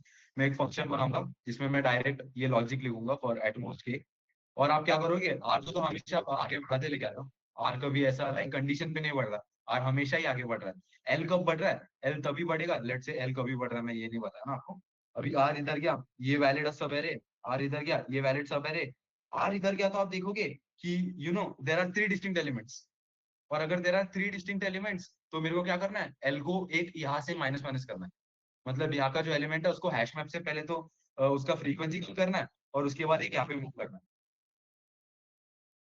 तो यहाँ से अभी एल यहाँ पे है ना, इसमें कितने डिस्टिंक्ट एलिमेंट्स है, इसमें अभी भी यू कैन हैश मैप पे देखोगे तो यहाँ पे आप हैश मैप का साइज देखोगे तो तीन तीन एलिमेंट्स रहेंगे उसमें, 2 होगा, 1 होगा, 3 होगा। आपको हैश मैप के साइज से पता चलेगा कि कितने डिस्टिंक्ट एलिमेंट्स है। अभी भी हैश मैप का साइज 3 है, तो मैं बोलूंगा एल माइनस माइनस करो वापस, एल यहाँ पे आएगा, यहाँ पे भी 3 एलिमेंट है, एल माइनस माइनस करो। अभी आप जब भी यहाँ पे एक और कंडीशन डालोगे हैश मैप पे, आप सिर्फ माइनस माइनस नहीं करोगे, आप देखोगे अगर मैंने माइनस माइनस करके वो जो नम्स ऑफ एल है मैं गेट करूंगा, और उसका वैल्यू अगर 0 हो चुका है, मतलब उसका फ्रीक्वेंसी 0 है, मतलब वो सबएरे में एग्जिस्ट नहीं करता, तो मैं इसको रिमूव करूंगा। इसको रिमूव क्यों करूंगा, क्योंकि मैं वो हैश मैप के साइज से पता कर रहा हूँ कि कितने डिस्टिंक्ट एलिमेंट्स है। अगर मैं डिस्टिंक्ट करके एक वेरिएबल यूज करता तो ओके चल जाता, बट यहाँ पे मैं हैश मैप के साइज से पता कर रहा हूँ, इसीलिए मैं इसको रिमूव करूंगा ये एलिमेंट को, ताकि मेरे को हैश मैप के साइज से पता चले। अभी उसमें सिर्फ 2 और 3 है, 1 नहीं, तो अगर मैंने रिमूव नहीं किया होता तो हैश मैप पे 1:0 भी होता, बट मैंने रिमूव किया है इसीलिए ये 1:0 नहीं रहेगा हैश मैप पे। आपको ये समझा? ओके। मैं ये नहीं समझा आपको कि हैश मैप पे कैसे अपडेट होगा। इतने लेक्चर्स किए, बट मैं एक बार ऐसे एक ड्राई रन बताता हूँ हैश मैप पे कैसे कैसे अपडेट हो रहा है। एक पेज अपडेट होगा। ओके, यहाँ पे आपका की वैल्यू पर पहले आर यहाँ पे था, आप आर के हिसाब से अपडेट करोगे क्योंकि आर मूव करता था।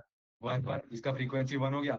अब यहाँ पे 2 आया, फिर यहाँ पे आप देखोगे पहले 1 1 था, वन हैश मैप का साइज क्या था, लेस देन के, मतलब लेस देन, हाँ, हैश मैप का size less than equal to k, क्योंकि मैं एटमोस्ट के देख रहा हूँ तो मेरे को के इक्वल टू के भी चलेगा, तो लेस देन इक्वल टू के देख रहा हूँ मैं, तो हैश मैप का साइज अभी भी less than equal to K है, तो ये वैलिड है। यहाँ पे मैंने काउंट को लेंथ से ऐड किया।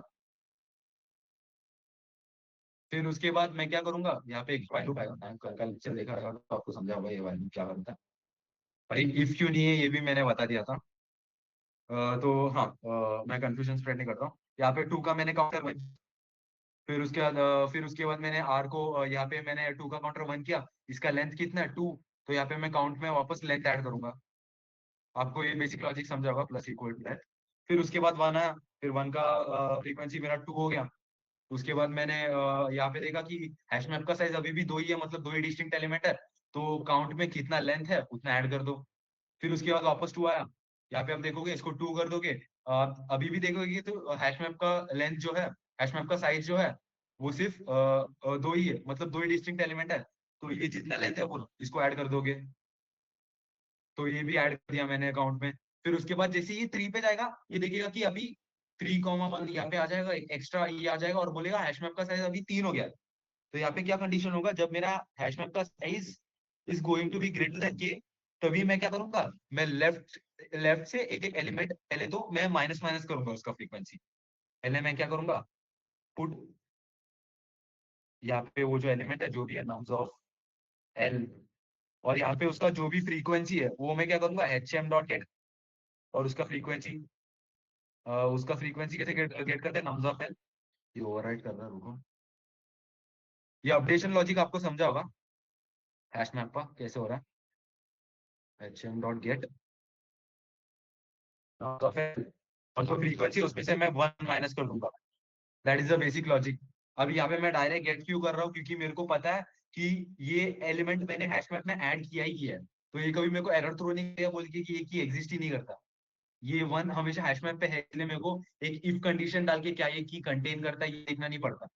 और उसके बाद मैं क्या करूंगा, अगर मेरा ये माइनस माइनस करके क्या मैंने जब गेट किया और नम्स ऑफ एल का वैल्यू अगर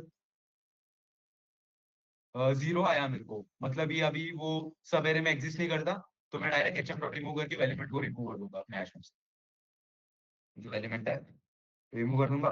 और फिर finally L plus plus, L को आगे बढ़ाओ, एल को आगे बढ़ाया, 1 का फ्रीक्वेंसी 1 से कम हुआ, बट 1 अभी भी एक, और 1 का फ्रीक्वेंसी पहले 2 था, अभी 1 हो गया, 0 तो नहीं हुआ, तो ये रिमूव नहीं करेगा। फिर उसके बाद वो देखेगा अभी भी हैश मैप का साइज 3 है, तो मेरे को क्या करना है, एल को आगे बढ़ाना है। एल को आगे बढ़ाऊंगा तो क्या होगा, टू का फ्रीक्वेंसी क्या था, 2 था, अभी 2 का फ्रीक्वेंसी 1 हो जाएगा, 1 है इसीलिए रिमूव नहीं करूंगा। फिर सेम यही प्रोसेस चलते आएगा जब तक ये एल यहाँ पे नहीं आ जाता, ये 1 को रिमूव करके। इसके बाद जब एल यहाँ पे आएगा, इसका फ्रीक्वेंसी 0 करेगा, फिर ये कंडीशन चेक करेगा कि 1 का फ्रीक्वेंसी 0 है तो 1 को रिमूव कर दो, ताकि मेरे को हैश मैप से पता चले कि कितना डिस्टिंक्ट एलिमेंट्स है। आई होप ये समझा होगा आपको। अभी उसके बाद एल यहाँ पे आके ये देखिएगा कि अभी हैश मैप का साइज जो है is less than k, I mean less than equal to k, तो चल जाएगा, मतलब इतने डिस्टिंक्ट एलिमेंट्स चल जाएंगे तो इसका लेंथ डायरेक्टली ऐड करना। आई होप ये समझा होगा। ये समझा होगा तो फाइन, अभी ये तो मैंने के लिए बता दिया। अब फंक्शन में के माइनस 1 भी पास करोगे, बेसिकली एक फंक्शन बनाओगे। आप क्या करोगे, एक फंक्शन बनाओगे, लेट्स से मैंने एटमोस्ट के, वो फंक्शन एटमोस्ट के है समझो, और मेरा मेन है, मैं बस क्या करूंगा, नम्स कॉमा के माइनस एटमोस्ट नम्स कॉमा के माइनस 1, तो इतना ही लिखूंगा मैं मेन फंक्शन में। और जो मेन जो ये फंक्शन होता है, ये नम्स लेगा, के लेगा, और ये के हिसाब से कंप्यूट करेगा कि कितने कितने ये है, कितने सबएरेज है जिसका जिसका जो है डिस्टिंक्ट एलिमेंट्स है वो less than equal to K है। यहाँ पे रिटर्न करेगा काउंट, फाइनली ये काउंट रिटर्न करके बस ये सिंपली ये दो काउंट को माइनस करेगा। अभी मैं लीड कोड पे आता हूँ। इसके बाद एक और सोल्यूशन है, आप इसका टाइम कॉम्प्लेक्सिटी अगर मैं शॉर्ट में बताऊं, ये जो नम्स ऑफ के है इसमें एल आर पॉइंटर है, तो एक एलिमेंट को आप मैक्सिमम कितने टाइम्स विजिट करोगे, एक एलिमेंट को आप मैक्सिमम 2 टाइम्स विजिट करोगे, तो इसका ओ ऑफ 2 एन 1, ये एक सिंपल तरीका समझने का कि एक एलिमेंट को कितने बार वो विजिट करेगा, उससे आपको समझता है कि हाँ तो कितना टाइम कॉम्प्लेक्सिटी कितना हुआ। तो हर एक एलिमेंट को अगर वर्स्ट केस में 2 बार विजिट किया तो 2n1, इसका 2n हुआ, इसका 2n हुआ, तो टोटल 4n हुआ। ये आपको समझ गया बेसिक। अब मैं लीड कोड पे आता हूँ, इसका सोल्यूशन एक बार दिखाता हूँ आपको।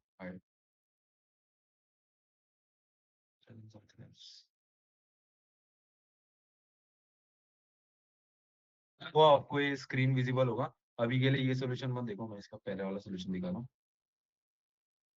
आप इसका एमएस भी देख सकते हो, थोड़ा ज्यादा है, क्यों मैं बताता हूँ, रुको इसको फुल, एक minute to this full screen. हाँ कोड दिख रहा होगा अभी आपको। तो यहाँ पे मैं देखा मेन फंक्शन में मैंने तो सिर्फ इतना ही कॉल किया कि एटमोस्ट के करके फंक्शन बना, उसमें नम्स कॉमा के पास किया, नम्स कॉमा के माइनस 1 पास किया। अभी सेम कल का पूरा लॉजिक, बट इसमें मैं कल तो कल हैश मैप यूज नहीं किया था, क्योंकि आई गेस कल के समय उसका यूज नहीं था, क्योंकि मैं ठीक से याद नहीं कर रहा था कल का जो सम था, बट उसमें यूज नहीं था इसका। यहाँ पे आप हैश मैप यूज करते हो क्योंकि यहाँ पे आपको कैरेक्टर का फ्रीक्वेंसी काउंट मेंटेन करना होता है। उसके बाद मैंने यहाँ पे डिस्टिंक्ट ये बनाया, ये बनाने की आपको जरूरत नहीं है। एक्चुअली आप हैश मैप के साइज से पता कर सकते हो कि डिस्टिंक्ट एलिमेंट कितना है। ये अगर डिस्टिंक्ट करके एक वेरिएबल बना है तो चल जाएगा, इशू नहीं है। क्योंकि मैं क्या करता हूँ, अगर ये की कंटेन नहीं करता तो डिस्टिंक्ट प्लस प्लस करो, मतलब एक नया डिस्टिंक्ट एलिमेंट मिल गया, और फिर ये की को पुश करो हैश मैप पे। और अगर ये की पहले से एग्जिस्ट करता है तो जितना उसका फ्रीक्वेंसी है उससे +1 करो। This is that basic line. अगर मेरा 1 पहले से एग्जिस्ट करता है तो मेरे को बस 1 का जो फ्रीक्वेंसी वो गेट करना है। 1 का फ्रीक्वेंसी मैंने गेट किया और उसको +1 करके वापस पुट किया। यहाँ पे आप गेट और डिफॉल्ट भी यूज कर सकते हो, बट मैं कॉम्प्लिकेट नहीं करना चाहता। गेट और डिफॉल्ट यूज करो, गेट गेट यूज करो, इतना यूज नहीं हो रहा, क्योंकि मैं छोड़ो, कॉम्प्लिकेट नहीं कर रहा, आप ऐसे ही करो। उसके बाद आपने एक व्हाइल लूप लगाया, आप ये देखोगे अगर आपका डिस्टिंक्ट एलिमेंट्स के से ज्यादा हो गया, मतलब मेरा डिस्टिंक्ट, ये डिस्टिंक्ट क्या है, ये मेरा हैश मैप का साइज है बेसिकली। अगर मेरा नंबर ऑफ डिस्टिंक्ट एलिमेंट्स के से ज्यादा हो गया तो मेरे को क्या करना है, hm.put जो नम्स ऑफ एल है, मतलब जो लेफ्ट मोस्ट एलिमेंट है उसका फ्रीक्वेंसी माइनस माइनस करना है। उसका फ्रीक्वेंसी मैंने -1 किया और फिर मैं चेक किया, अगर 0 होगा उसका फ्रीक्वेंसी तो मेरे को क्या करना है, उसको रिमूव करना है हैश मैप से। और हैश मैप से रिमूव करने के बाद मैं बस वो डिस्टिंक्ट एलिमेंट को माइनस माइनस कर रहा हूँ। मतलब अभी मेरे पास एक डिस्टिंक्ट एलिमेंट कम है क्योंकि इसको मैंने रिमूव कर दिया हैश मैप से। और उसके बाद मैंने एल प्लस प्लस किया, ये तो सिंपल। उसके बाद मैंने ये r minus l plus one क्या होता है, मैंने बताया था। अगर आपको दो एक सबएरे का लेंथ कैलकुलेट करना है तो right most index minus left most index +1, ऐसे आप उसका लेंथ कैलकुलेट करते हो तो आपको काउंट में count is equal to count plus ये लेंथ का फॉर्मूला है, r minus l plus one. और फाइनली आर प्लस प्लस करके काउंट रिटर्न करो तो ये हो जाता है। अभी आप इसका देखोगे तो थोड़ा टाइम कॉम्प्लेक्सिटी ऑफ हो रहा है ना, इससे भी बेटर अप्रोच है, बट ये यूजुअली आपको इंटरव्यूज में पूछा जाएगा। और इसका एक और अप्रोच क्या होता है कि आपको याद होगा कि हम लोग कैरेक्टर जब होता है तो फ्रीक्वेंसी काउंट यूज कर रहे थे। यहाँ पे भी आप फ्रीक्वेंसी काउंट यूज कर सकते हो, क्योंकि यहाँ पे आपको बताया नम्स ऑफ आई 1 से लेके 20,000 तक ही होगा। अभी हैश मैप कैसे है कि वो इतना रिलायबल नहीं है, वो पहले तो ओ ऑफ 1 बोला जाता है, बट वो एक कांस्टेंट टाइम होता है। उसको लाइक पहले हैश करना होता है, मैंने बोला था आपको नंबर लेके हैश करके फिर वो एरे के इंडेक्स में ढूंढना पड़ता है। उसमें भी कोलिजन्स वगैरह होता है, तो उसमें भी थोड़ा टाइम होता है। और यहाँ पे अप्रोच क्या यूज करोगे आप, इंस्टेड ऑफ हैश मैप आप एक एरे बनाओगे नम्स ऑफ इतना बड़ा एरे बनाने की भी जरूरत नहीं, क्योंकि यहाँ पे बोला है नम्स ऑफ आई 1 से लेके n तक ही जाएगा। मतलब अगर एरे का लेंथ 5 है तो वो एरे में 1 से लेके 5 तक के नंबर ही होंगे। तो मेरे को क्या करना है, एक एक 5 या 6 लेंथ का एरे बनाना है। अगर 5 का बनाओगे तो भी चलेगा, 6 का बनाओगे तो भी चलेगा। तो आप 5 या 6 लेंथ का एक एरे बनाओगे और डायरेक्ट इंडेक्स से फेच करोगे। अभी आप जब डायरेक्ट इंडेक्स से फेच करोगे वो O ऑफ 1 में ही होता है। बट जबकि आप हैश मैप यूज करते हो तो उसमें हैश करना पड़ता है, जैसे कि इसके लिए थोड़ा हैश करना पड़ेगा, इसके लिए इसको हैश करना पड़ेगा, इसके लिए इसको हैश करना पड़ेगा, ये ऑपरेशन के लिए हैश करना पड़ेगा। इधर बहुत हैशिंग हो रहा है, जैसे कि इधर हर बार पुट करते वक्त उसको गेट भी करना पड़ता है। तो हर एक फंक्शन को हैश करके वो वैल्यू निकाल के पुट करना होता है। तो ये बहुत डिफिकल्ट होता है, ये बहुत बहुत ज्यादा बार एक ही वैल्यू को हैश करते रहता है। इसीलिए ये सोल्यूशन स्लो पड़ जाता है। इसीलिए आपको सजेस्ट किया जाएगा कि एक बार यहाँ पे क्या करोगे, आप एक एरे यूज करोगे जिसका वैल्यू 1 से लेके n तक जाएगा, मतलब जिसका लेंथ बेसिकली एरे का लेंथ तक जाएगा। अब इसका मैं सेकंड अप्रोच बताता हूँ। इसका सेकंड अप्रोच मेरे ऊपर वाले अप्रोच जैसे ही है, मतलब मैंने जो बोला था ना, यहाँ पे अगर आप डायरेक्ट स्लाइडिंग विंडो लगाओगे इक्वल टू के तो क्या इशू हो रहा था, वो ये अप्रोच को बेटर करता है। अभी कैसे मैं बताता हूँ। और वो अप्रोच में मैंने एरे यूज किया, तो आप ऑप्टिमाइजेशन देख सकते हो। रुको मैं स्क्रीन नेक्स्ट, थोड़ा लंबा हो रहा पता, बट आपको ये अप्रोच समझा मोर देन एनफ, क्योंकि ये सेकंड वाला अप्रोच यूजुअली बेटर है बस, बट इंटरव्यूज में यही पूछा जाता, ये वाला क्वेश्चन पूछा जाता कि ये अप्रोच से करो बेसिकली एट मोस्ट के और के -1 को माइनस कर दो। कभी भी किया है तो आपको इंटरव्यूज में यही अप्रोच करना है, क्योंकि अभी जो अप्रोच बता रहा हूँ उसमें आप 3 पॉइंटर मेंटेन करोगे। कैसे, मैं बोल रहा था यहाँ पे कि एल आगे बढ़ रहा था ये आर के लिए, फिर उसके बाद आर जब आगे बढ़ रहा है तो ये वाला सा मेरे को ये चेक नहीं कर रहा है, तो मैं यहाँ पे क्या करूंगा, एल को आगे भी बढ़ाऊंगा बट एक एल का यहाँ पे भी रखूंगा, मतलब एक वेरिएबल एल का यहाँ पे भी रखूंगा ताकि उसको याद रहे कि वो पहले कहाँ पे था, ताकि वो वापस यहाँ पे जंप कर सके और यहाँ से जंप करके देख सके कि कितने पॉसिबल सबएरेज है जिसका लेंथ इक्वल टू के है। अभी ये सोल्यूशन कैसे वर्क करता है, पहले मैं इंट्यूजन बिल्ड करता हूँ 1,2,1,2। आप ये देख सकते हो यहाँ पे सबसे छोटा वैलिड सब एरे कौन सा है, यहाँ पे वैलिड मतलब क्या, इक्वल टू के, डिस्टिंक्ट एलिमेंट इक्वल टू के, और सबसे छोटा सब एरे यहाँ पे कौन सा है, क्या ये है? यहाँ पे सिर्फ एक ही डिस्टिंक्ट एलिमेंट है तो ये सबसे छोटा नहीं होगा। तो क्या ये है? हाँ ये है, ये सबसे छोटा सबेर है जिसका distinct element is equal to के, और ये सबसे छोटा है। तो लेट्स से आई इधर है, जे इधर है, ये सबसे छोटा डिस्टिंक्ट एरे। तो अभी यहाँ पे इक्वल टू के वाले और कौन कौन से एरे बन सकते हैं? ये वाला एरे इक्वल टू के बन सकता है, ये वाला एरे इक्वल टू के बन सकता है। उसके बाद यहाँ पे लेट्स से अगर 3 होता, ये वाला एरे इक्वल टू के नहीं बन सकता। अभी आपको इससे क्या समझ रहा है? ये थोड़ा अभी यहाँ पे बिल्ड करना मुश्किल है। ये जो ये एरे, अगर ये 1 है, ये मतलब ये इंडेक्स कुछ भी दे दो, इंडेक्स को 1,2 के दे दो, 1,2 एलिमेंट समझो, ये 1,2 आएगा, 2,1,2 आएगा, फिर उसके बाद 1,2,1,2 आएगा। तो ये आप देख सकते हो कि ये डिस्टिंक्ट है, ये डिस्टिंक्ट है, ये डिस्टिंक्ट है। तो अगर मेरे पास कोई तरीका होता कि यहाँ पे एक वेरिएबल होता, यहाँ पे एक वेरिएबल होता, तो टोटल नंबर ऑफ सब एरेज जो इक्वल टू के वो कितना होगा? ये सब एरे और ये दोनों के बीच में का जो डिफरेंस है उतना, मतलब कितना स्टेप्स वो लिया वो। मतलब लेट से अगर इसका वैल्यू L1 है, इसका वैल्यू L2 है, और ये R है। यहाँ पे आप देख सकते हो मैं 3 पॉइंटर मेंटेन कर रहा हूँ। इससे ही आप समझ सकते हो कि कितना मैसी लॉजिक हो जाता है। और ये इंटरव्यूज में इसीलिए पूछा नहीं आता, क्योंकि ये समझाना ही थोड़ा कॉम्प्लेक्स हो जाता है। तो L1 इधर है, L2 इधर है, R इधर है। तो टोटल नंबर ऑफ सब एरेज जो इक्वल टू के है फॉर दिस इज, काउंट जो होगा वो 1 मतलब कौन सा? ये वाला सब array 1 plus L2 minus L1, मतलब L2 माइनस L1 मतलब वो ये सब एरे और ये सब एरे, ये दोनों को इंक्लूड कर रहा है। तो इससे मैं टोटल काउंट निकालता हूँ। टोटल काउंट अभी मैं ऐसे निकालूंगा, इंस्टेड ऑफ मैं काउंट इज इक्वल टू जो R माइनस L प्लस 1 कर रहा था वो मैं नहीं कर सकता, क्योंकि आपको मैंने बताया अगर बड़ा वाला सा मेरे वैलिड होगा तो ऐसे जरूरी नहीं कि हर छोटा सा मेरे उसके अंदर का वैलिड हो। तो यहाँ पे मैं 2 पॉइंटर मेंटेन करूंगा कि यहाँ तक जो है वैलिड सब है, सबसे लंबा वैलिड सब है और ये सबसे छोटा वैलिड सब है। तो इससे मैं क्या निकालूंगा? ये एक सब वैलिड है, उसके बाद ये दोनों के जो डिफरेंस है उसको ऐड करूंगा तो उतनी टोटल सब वैलिड है। क्या आपको ये वाला पॉइंट समझा कि कैसे निकालते हैं? ये वाला पॉइंट नहीं समझा तो रिपीट करता हूँ, थोड़ा कॉम्प्लेक्स है क्योंकि आप 3 पॉइंटर मेंटेन कर रहे हो यहाँ पे। नहीं समझा तो थम्स डाउन करो, 1 मिनट, तो चैट कुछ तो है। फर्स्ट केस में डाउन, अच्छा 1 मिनट, ये मेरा नहीं था ना। ओके, हाँ अर्चित्र को बताता हूँ। अभी तू बेसिकली क्या कर रहा है ना, मैं लॉजिकली बताऊँ, तू 2 सब एरेस मेंटेन कर रहा है। एक सब एरे बेसिकली क्या होगा, मतलब यहाँ पे 2 पॉइंटर होगा, 2 लेफ्ट के पॉइंटर होंगे। एक लेफ्ट पॉइंटर बताएगा ये सबसे लंबा वैलिड सब एरे, और एक पॉइंटर बताएगा ये सबसे छोटा valid subarray. This is the easiest way to बताना। मतलब ये सबसे इससे बड़ा कोई इससे बड़ा मतलब एल इधर जाके कोई बड़ा सा एरे नहीं बना सकता है। फॉर दिस आर, आर यहाँ पे ही है, यहाँ से आर आगे नहीं बढ़ रहा। सो फॉर दिस आर ये सबसे लंबा वैलिड सब एरे, फॉर दिस आर ये सबसे छोटा वैलिड सब एरे।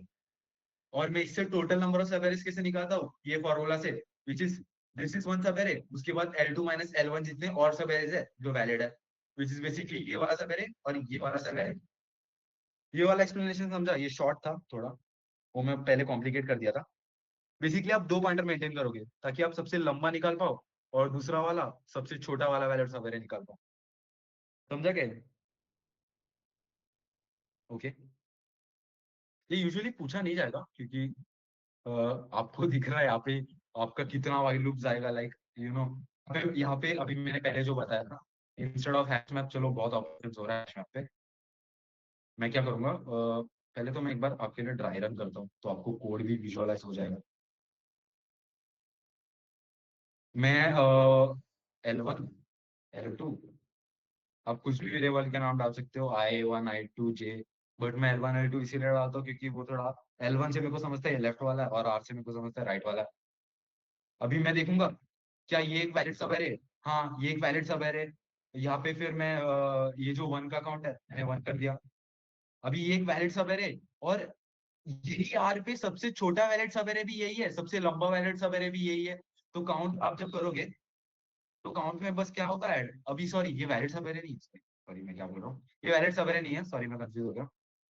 अभी ये, हाँ ओके, ये वैलिड सब एरे नहीं है तो इसके लिए काउंट क्या प्लस होगा? नहीं होगा, क्योंकि आप देख सकते हो आप वैलिड सब एरे कैसे पता करोगे? आप एक डिस्टिंक्ट एलिमेंट रखो, क्योंकि मैं यहाँ पे एरे यूज कर रहा हूँ तो मैं hm.size डायरेक्ट यूज नहीं कर सकता। hm मतलब hashmap.size। तो 1 दिखा तो मैंने डिस्टिंक्ट का काउंटर +1 किया, अभी डिस्टिंक्ट 1 हो गया। तो 1 क्या इक्वल टू 1 जो है वो अभी वो इक्वल टू के नहीं है, तो ये डिस्टिंक्ट सवेरे है ही नहीं, तो इसको मैं कुछ करूंगा ही नहीं। अभी आर इधर आया, आर इधर आया, ये आपको पता है डिस्टिंक्ट यहाँ पे 2:1 हुआ, और यहाँ पे एक और नया एलिमेंट आया तो मैंने डिस्टिंक्ट प्लस प्लस करके इसका वैल्यू 2 कर दिया, डिस्टिंक्ट का वैल्यू 2 हो गया। अभी जो है 2 इज इक्वल टू 2, तो मैं समझ सकता हूँ कि ये एक वैलिड सब है। अभी यहाँ पे मैं क्या करूंगा, मैं एल का पॉइंटर L1 का पॉइंटर अंदर लाने का कोशिश करूंगा, ताकि ये सबसे छोटा वैलिड सब बन सके। अभी L1 का पॉइंटर के अंदर जा पाएगा, नहीं जा पाएगा। क्यों नहीं जा पाएगा, क्योंकि मैं उसका लॉजिक भी बताता हूँ क्यों नहीं जा पाएगा। क्योंकि अगर मैंने अंदर लेके गया तो डिस्टिंक्ट वैल्यूज वापस 1 हो जाएगा, जो वैलिड सब नहीं है। सो सबसे छोटा वैलिड सब भी यही है, सबसे लंबा वैलिड सब भी यही है, at point r is equal to 0, r is equal to 1। तो सबसे छोटा भी यही है, सबसे लंबा भी यही है। तो यहाँ पे count 1 plus L2 minus L1 क्या होगा, 0 होगा, क्योंकि L2 L1 एक ही जगह पे, तो 1 ऐड होगा, काउंट पे 1 ऐड हो गया, और ये सही है। ये एक डिस्टिंक्ट, ये एक सब है जिधर distinct element is equal to के।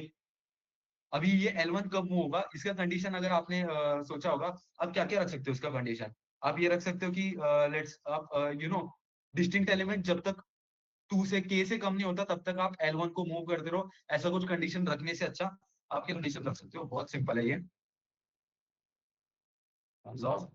जो L1 है, अगर जो नम्स ऑफ L1 है वो ग्रेटर देन 1 है, तो ही आपको L1 को मूव करना है। क्यों ग्रेटर देन 1 है तो ही आपको L1 को मूव करना है, ये मैं आपको समझाता हूँ। अभी लेट से ये एक आगे चला गया, ये L1 कब मूव हो रहा है, जब इसको एक और 1 मिला तभी तो ये L1 मूव कर सकता है। नहीं तो अगर अगर L1 का फ्रीक्वेंसी 1 ही होगा, और मैं अगर सोचा कि मैं L1 को मूव कर लूं, तो L1 का फ्रीक्वेंसी 0 के डिस्टिंक्ट एलिमेंट्स घटेगा।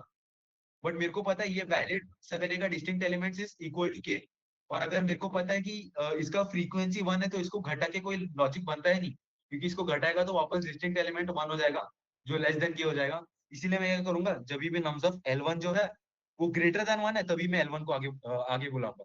अगर वो ग्रेटर देन 1 नहीं है तो L1 को आगे बुलाओ ही मत, क्योंकि डिस्टिंक्ट फालतू का कम होगा।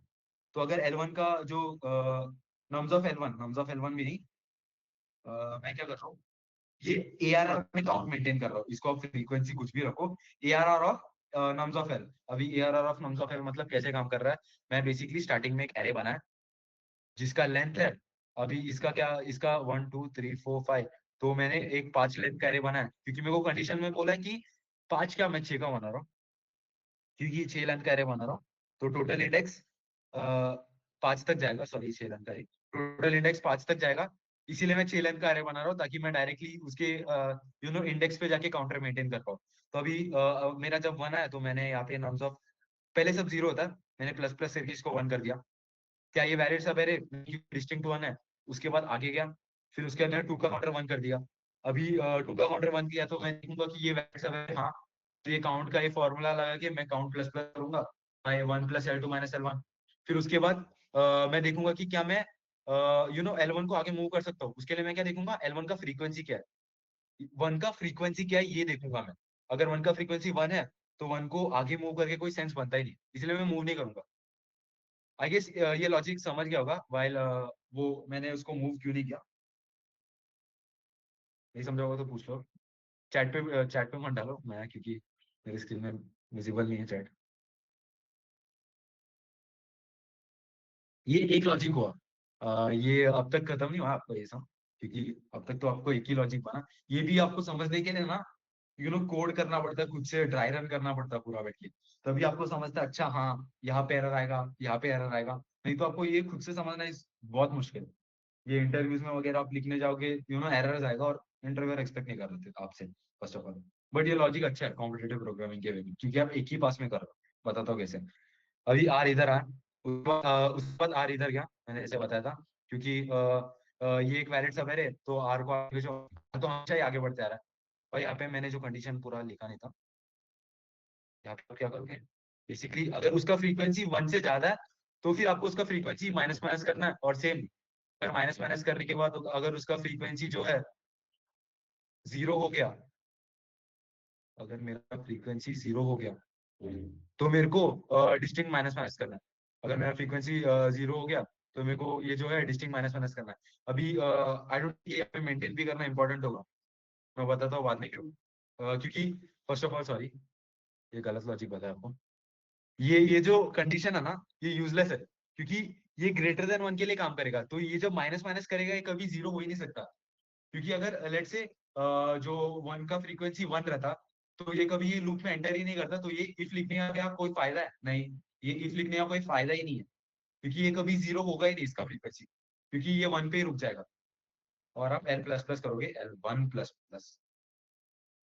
ये लॉजिक आपको समझा? अभी दूसरा क्या लॉजिक आता है, इसको मैं ड्राई रन करके आगे लेके आता हूँ। ये एक फाइनल ड्राई रन में एक ही ड्राई रन पूरा कवर करता हूँ, उसके बाद आगे का कोड लिखता हूँ। इतना कोड तो आपको ऊपर वाला समझ गया होगा। और मेरा कहाँ तक पहुंचा था? यहाँ तक पहुंचा था आई गेस। हाँ, ये हो गया था। अभी यहाँ पे आया, मैं ये वाला केस इंक्लूड कर रहा हूँ। L1 किधर है? इधर है। L2 किधर है? इधर है। और R इधर है। अब ये देखिएगा कि 1 का फ्रीक्वेंसी ज्यादा है, तो फिर L1 को मूव करो, क्योंकि वो बोलेगा एक और valid valid subarray possible है जिसका district elements equal to k। तो मैं L1 को आगे मूव किया, L1 इधर गया, फिर उसके बाद L1 इधर गया, 1 का फ्रीक्वेंसी वापस 1 हो गया। और मैंने जो बोला जब तक ये ग्रेटर देन 1 है तब तक ही चलेगा। अभी 1 हो गया तो ये चेक करेगा क्या 2 का फ्रीक्वेंसी 1 है। क्यों 2 का फ्रीक्वेंसी? क्योंकि मैंने जब L1 का फ्रीक्वेंसी माइनस माइनस किया, मैं L1 प्लस प्लस भी कर रहा हूँ, तो अभी L1 इधर है, तो अब ये इसका फ्रीक्वेंसी चेक करेगा। क्या इसका फ्रीक्वेंसी ग्रेटर देन 1 है? नहीं है, तो फिर मूव मत करो। ये सबसे छोटा वैलिड सब एरे, ये सबसे छोटा वैलिड सब एरे, और ये सबसे लंबा वैलिड सब एरे, क्योंकि L2 यहाँ पे L2 क्या करता है? सबसे लंबा वैलिड सब एरे के लिए रुकता है। और आपको पता चल गया कि ये सबसे लंबा है, ये सबसे छोटा है, तो आपको काउंट निकालना कैसे? निकालना तो मैंने पहले ही बता दिया, 1 प्लस आप यहाँ पे क्या करोगे? L2 minus L1, L2 L1 minus L1 आगे, हाँ, तो L1 माइनस L2, जो भी आगे माइनस जो भी पीछे। ये याद रखना, ये डायरेक्ट ये फॉर्मूला मत लिखना, क्योंकि मैं जिसको भी मूव करोगे उसके ऊपर है। जो भी आगे उसका वैल्यू ज्यादा होगा तो वो बड़ा माइनस छोटा वैल्यू करोगे ऑफ कोर्स। तो ओके, ये निकल गया। अभी आर वापस एक और आगे बढ़ जाएगा। आर कोई कंडीशन पे नहीं, आर लूप के बेस पे हमेशा आगे बढ़ता है। आपको पता है L1 इधर है, L1 को वापस इधर लेके आने की जरूरत नहीं, क्योंकि L2 सबसे लंबा वैलिड सब एरे को कवर कर रहा है। तो L1 को वापस पीछे लेके आके वापस आगे लेके आने की जरूरत नहीं, क्योंकि L2 ऑलरेडी वो काम कर रहा है। अभी आप क्या करोगे? आर इधर आ गया, आप देखोगे कि 2 का फ्रीक्वेंसी 2 हो गया। वही कम करने के लिए L1 अंदर आएगा, L1 अंदर आएगा तो क्या होगा? L1 इधर आया, 2 का फ्रीक्वेंसी वापस 1 किया, फिर ये देखिएगा 1 का फ्रीक्वेंसी 1 है, तो ये और श्रिंक नहीं करेगा। ये सबसे छोटा वैलिड सब एरे, L1 इधर गया, फिर ये सबसे छोटा वैलिड सब एरे, इससे टोटल नंबर ऑफ सब एरेस कितने निकलते? 1 प्लस। अभी इसका जो वैल्यू है ये 0 और 2, 1 प्लस 2 माइनस 0, तो कितने टोटल और सब एरेस निकलते? 3। 3 क्या क्या होंगे? ये 2 1 होगा, ये 2 1 2 होगा, और ये 3 सब एरेज होंगे जो वैलिड है। आपको अब तक समझ गया होगा। अभी मैं बताता हूँ सबसे इंपॉर्टेंट लॉजिक। आर इधर आया, आर को पता चला कि ये वैलिड सब एरे है नहीं, ये वैलिड सब एरे है नहीं, आर को पता चला। तो फिर सबसे पहले तो आर को ये पता चला ये वैलिड सब एरे नहीं है, तो मैं पहले ये एल को प्लस प्लस करूंगा और एल को एक आगे लेके आऊंगा, क्योंकि मेरे को पता है कि 1 का फ्रीक्वेंसी 1 है। मतलब ये जो एलिमेंट है इसका फ्रीक्वेंसी 1 है, ये मेरे को पता है, क्योंकि इसीलिए मैं यहाँ पे रुका है, नहीं तो यहाँ पे रुकता ही नहीं था। और अगर मेरे को पता है इसका फ्रीक्वेंसी यहाँ पे 1 है, तो मैं L1 को एक आगे मूव करूंगा, क्योंकि फिर ये वाला 1 मिट जाएगा। अभी आप बोलोगे L2 का क्या, ये मैं बाद में कवर करता हूँ। L1 को मैंने एक आगे मूव किया, तो अभी ये 1 का फ्रीक्वेंसी 0 हो गया। फिर ये 1 का फ्रीक्वेंसी 0 हो गया, तो लॉजिकली हाँ ये एक वैलिड सब एरे है, हाँ ये एक वैलिड सब एरे है, क्योंकि इसमें सिर्फ 2 और 3 करके एलिमेंट है। बट अगर मैंने ये फॉर्मूला लगाने गया 1 प्लस ये L1 इधर है, L1 इधर है, तो यहाँ पे क्या आएगा? L1 इधर है, तो इसका वैल्यू क्या? 3 4। ओके, अगर मैंने ये किया 3 माइनस 0 किया, तो तू बोल रहा है कि ये सवेरे भी वैलिड है, ये सवेरे भी वैलिड है, और ये सवेरे भी वैलिड है। क्या ये सब वैलिड है? नहीं। तो जैसे ही आप पता करोगे कि number of distinct elements is greater than k, तो आपको एक एक्स्ट्रा चीज क्या करना है कि ये जो L2 है ना, इसको L1 के पास मूव करना है, क्योंकि ये सबसे छोटा वैलिड सवेरे होगा उसके बाद का। क्या आपको ये लॉजिक समझा कि जब भी आपको ग्रेटर देन किया है, आपको क्या करना है? जो लंबा सवेरे है उसको आगे मूव करना है। अगर समझा तो फाइनल थम्स अप दे दो, इसके बाद मैं कोड एल्गोरिथम लिखता हूँ। नहीं लिखा तो नहीं समझा तो वापस समझाओगे? आगे मूव करो। ओके, आई होप समझा होगा। Okay fine. इसीलिए आप L2 को आगे मूव करोगे basically, that's as simple as that. जैसे आपको मिलेगा कि distinct number of distinct elements greater than K है, तो आपको L2 को आगे मूव करना है, क्योंकि आपको पता है ना कि ये वाला सबेरे डिस्टिंक्ट है, मतलब ये वाले सबेरे वैलिड है ना, ये सबेरे वैलिड है। तो आप ये सबको इग्नोर करोगे और L2 को आगे मूव करोगे।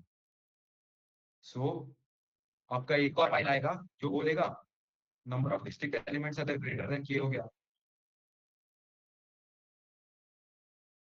तो आपको क्या करना है बेसिकली सेम, पहले तो उसका फ्रीक्वेंसी माइनस माइनस करके आपको देखना है कि लेट्स से ये नंबर है, वो नंबर जो भी होने दो नाम का फ्रीक्वेंसी जो है उसको माइनस माइनस किया, और वो नंबर का फ्रीक्वेंसी मैंने माइनस माइनस करके क्या देखूंगा कि क्या उसका फ्रीक्वेंसी माइनस माइनस करने का जीरो हुआ। अगर जीरो हुआ तो मेरे को डिस्टिंक्ट माइनस माइनस करना है basically, number of distinct elements minus minus करने हैं।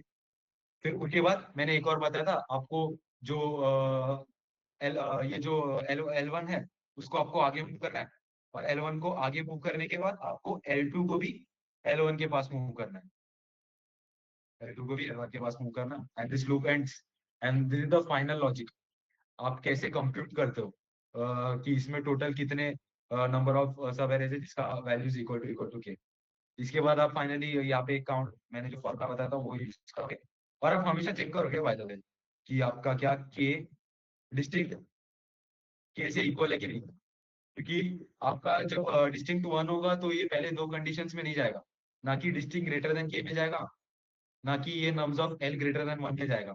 तो आपको हमेशा ये चेक करना है कि क्या आपका distinct number of elements equal to K है। अगर इक्वल टू के है तो ही आपको काउंट में one plus L one minus L two add करना, नहीं तो नहीं ऐड करना, और फाइनली आपको काउंट रिटर्न करना। अभी आप देख सकते हो एक ही पास में हो गया, और तीन वेरिएबल यूज कर रहे हैं, इसीलिए मैक्सिमम एक एलिमेंट को 3 बार विजिट करेगा, तो इसका ऑफ 3n हुआ which is slightly faster. I hope आपको ये सॉल्यूशन समझा होगा। अभी मैं फाइनली आपको स्क्रीन शेयर करके मेरा फाइनल वो वाला सॉल्यूशन बताता हूँ। ये थोड़ा टफ गया होगा क्योंकि ये एक्चुअली टफ है, बट उस एटमोस्ट के वाला लॉजिक अगर आपको अच्छे समझा ना, आई गेस दैट्स इनफ, क्योंकि वही इंटरव्यू में आपसे एक्सपेक्ट किया जाता है। ये जो अप्रोच है कॉम्पिटिटिव प्रोग्रामिंग का अप्रोच है। सॉरी, परमिशंस, ये वाला अप्रोच।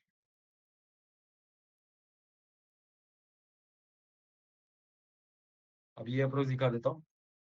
आप L1 मेंटेन कर रहे हो, L2 मेंटेन कर रहे हो, एक राइट वाला वेरिएबल मेंटेन कर रहे हो, एक फ्रीक्वेंसी अरे बना रहे हो, इसका नाम आप फ्रीक्वेंसी रख सकते हो, मैंने यार रखा, कंफ्यूज मत हो। Nums dot length plus one तक क्यों बना रहा हूँ, क्योंकि मैं डायरेक्ट अगर 5 का फ्रीक्वेंसी स्टोर कर रहा हूँ तो मैं डायरेक्ट 5th इंडेक्स पे स्टोर कर रहा हूँ। तो अगर मैंने मैक्सिमम एलिमेंट 5 है और मैंने एरे भी 5 का बना है, तो टोटल उसमें इंडेक्सेस सिर्फ 4 तक ही रहेंगे, तो array index out of bound आएगा। मैंने आलस किया एक्चुअली, क्योंकि आप जब स्टोर करोगे यहाँ पे -1 करके स्टोर कर सकते हो, बट मेरे को ऐसे करना था, मेरे को जल्दी कोड करना था, इसीलिए मैंने वैसे किया। यहाँ पे आप डिस्टिंक्ट का काउंटर मेंटेन करोगे, और ये टोटल नंबर ऑफ सब एरेज का काउंट मेंटेन करोगे। ये तो बेसिक, जब तक आर नम्स डॉट लेंथ पास नहीं करता तब तक ये लूप चलेगा। आप जब पहले बार वो एलिमेंट से मिलोगे, मतलब जब इसका फ्रीक्वेंसी 0 होगा, मतलब आप पहले बार वो एलिमेंट से मिल रहे हो, तो आप डिस्टिंक्ट प्लस प्लस करोगे, क्योंकि आप पहले बार वो एलिमेंट से मिल रहे हो, तो पहले बार एक नया एलिमेंट आया, तो पहले जितना डिस्टिंक्ट था उससे एक ज्यादा हो गया। उसके बाद वो एलिमेंट का फ्रीक्वेंसी काउंटर प्लस प्लस करोगे। फिर उसके बाद मैंने जो पहले चेक्स बताया, दो चेक्स इंपॉर्टेंट चेक्स, क्या डिस्टिंक्ट मेरा ग्रेटर देन के है। अगर ग्रेटर देन के है तो मैं वो फ्रीक्वेंसी ऑफ दैट एलिमेंट को माइनस माइनस करूंगा, और अगर वो फ्रीक्वेंसी ऑफ दैट एलिमेंट 0 हुआ तो डिस्टिंक्ट माइनस माइनस होगा। और डिस्टिंक्ट माइनस माइनस होने के बाद मैं लेफ्ट L1 जो छोटा सबसे वैलिड सब है उसको आगे पुश करेगा, और फिर सेकंड जो सबसे लंबा वैलिड सब है उसको L1 के पास पुश करेगा। आपको ये समझ गया। उसके बाद सेकंड वाइल क्या करेगा, बेसिकली ये देखेगा कि जो सबसे कोने वाला ये क्या ये जो विंडो है क्या और श्रिंक हो सकता है कि नहीं, जो विंडो है क्या और श्रिंक हो सकता है कि नहीं, ये वो चेक करने के लिए। और ये चेक करने के लिए बेसिकली इनवैलिड विंडो बन रहा है, मतलब ग्रेटर देन के वाला विंडो बन रहा है, तो मेरे को श्रिंक करना है लेफ्ट लेफ्ट पॉइंटर्स को। सो ये दो वाइल लूप क्यों यूज होता है समझा। अब इसके बाद मैंने बोला था अगर डिस्टिंग का वैल्यू 1 होगा तो ये केस में भी नहीं जाएगा क्योंकि 1 इज लेस देन 2, तो ये वाइल लूप में भी नहीं जाएगा। और यहाँ पे 1 का फ्रीक्वेंसी 1 ही है तो ये वाइल लूप में भी नहीं जाएगा। अगर मैंने इफ नहीं लिखा तो वो 1 भी यहाँ पे एक एक्स्ट्रा ऐड हो जाएगा जो इनवैलिड दे देगा। इसीलिए मैं यहाँ पे हमेशा चेक कर रहा हूँ क्या मेरा distinct is equal to K है। हाँ है, तो ही मैं 1 प्लस L1 माइनस L2 करूंगा और फाइनली R प्लस प्लस करके मेरा लॉजिक खत्म, मैं काउंट रिटर्न करूंगा। ये O ऑफ 3n देता है, ये आप देख सकते हो कंपैरेटिवली फास्टर है। मैं सबमिट किया था वापस क्यों किया, मैं सबमिशंस में दिखाता हूँ। ये आप देख सकते हो कंपैरेटिवली फास्टर है।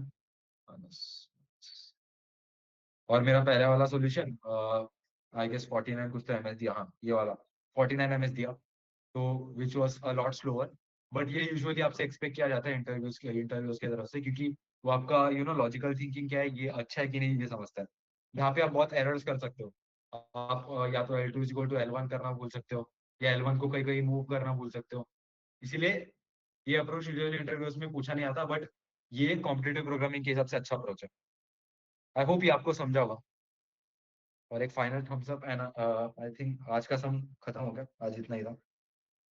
ये थोड़ा हैवी हो गया रहेगा दूसरा अप्रोच, तो अच्छा अप्रोच है एक्चुअली वो भी, दूसरा अप्रोच 3 पॉइंटर मेंटेन करना। Okay then. आई होप सबको समझा रहेगा। कोई डाउट्स रहेगा तो तुम लोग पूछ सकते हो एंड इसको प्रैक्टिस करो लीड कोड पे एंड कोई डाउट्स रहेगा तो पूछो, otherwise we will end the session.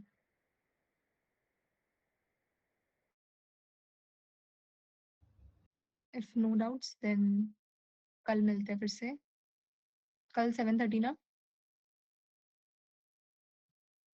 हाँ मोस्ट प्रोबेबली 7:30 होता है, वो सुबह सुबह ऐसा 6:30 हो जाता है, क्या पता कैसे। Okay okay, bye bye.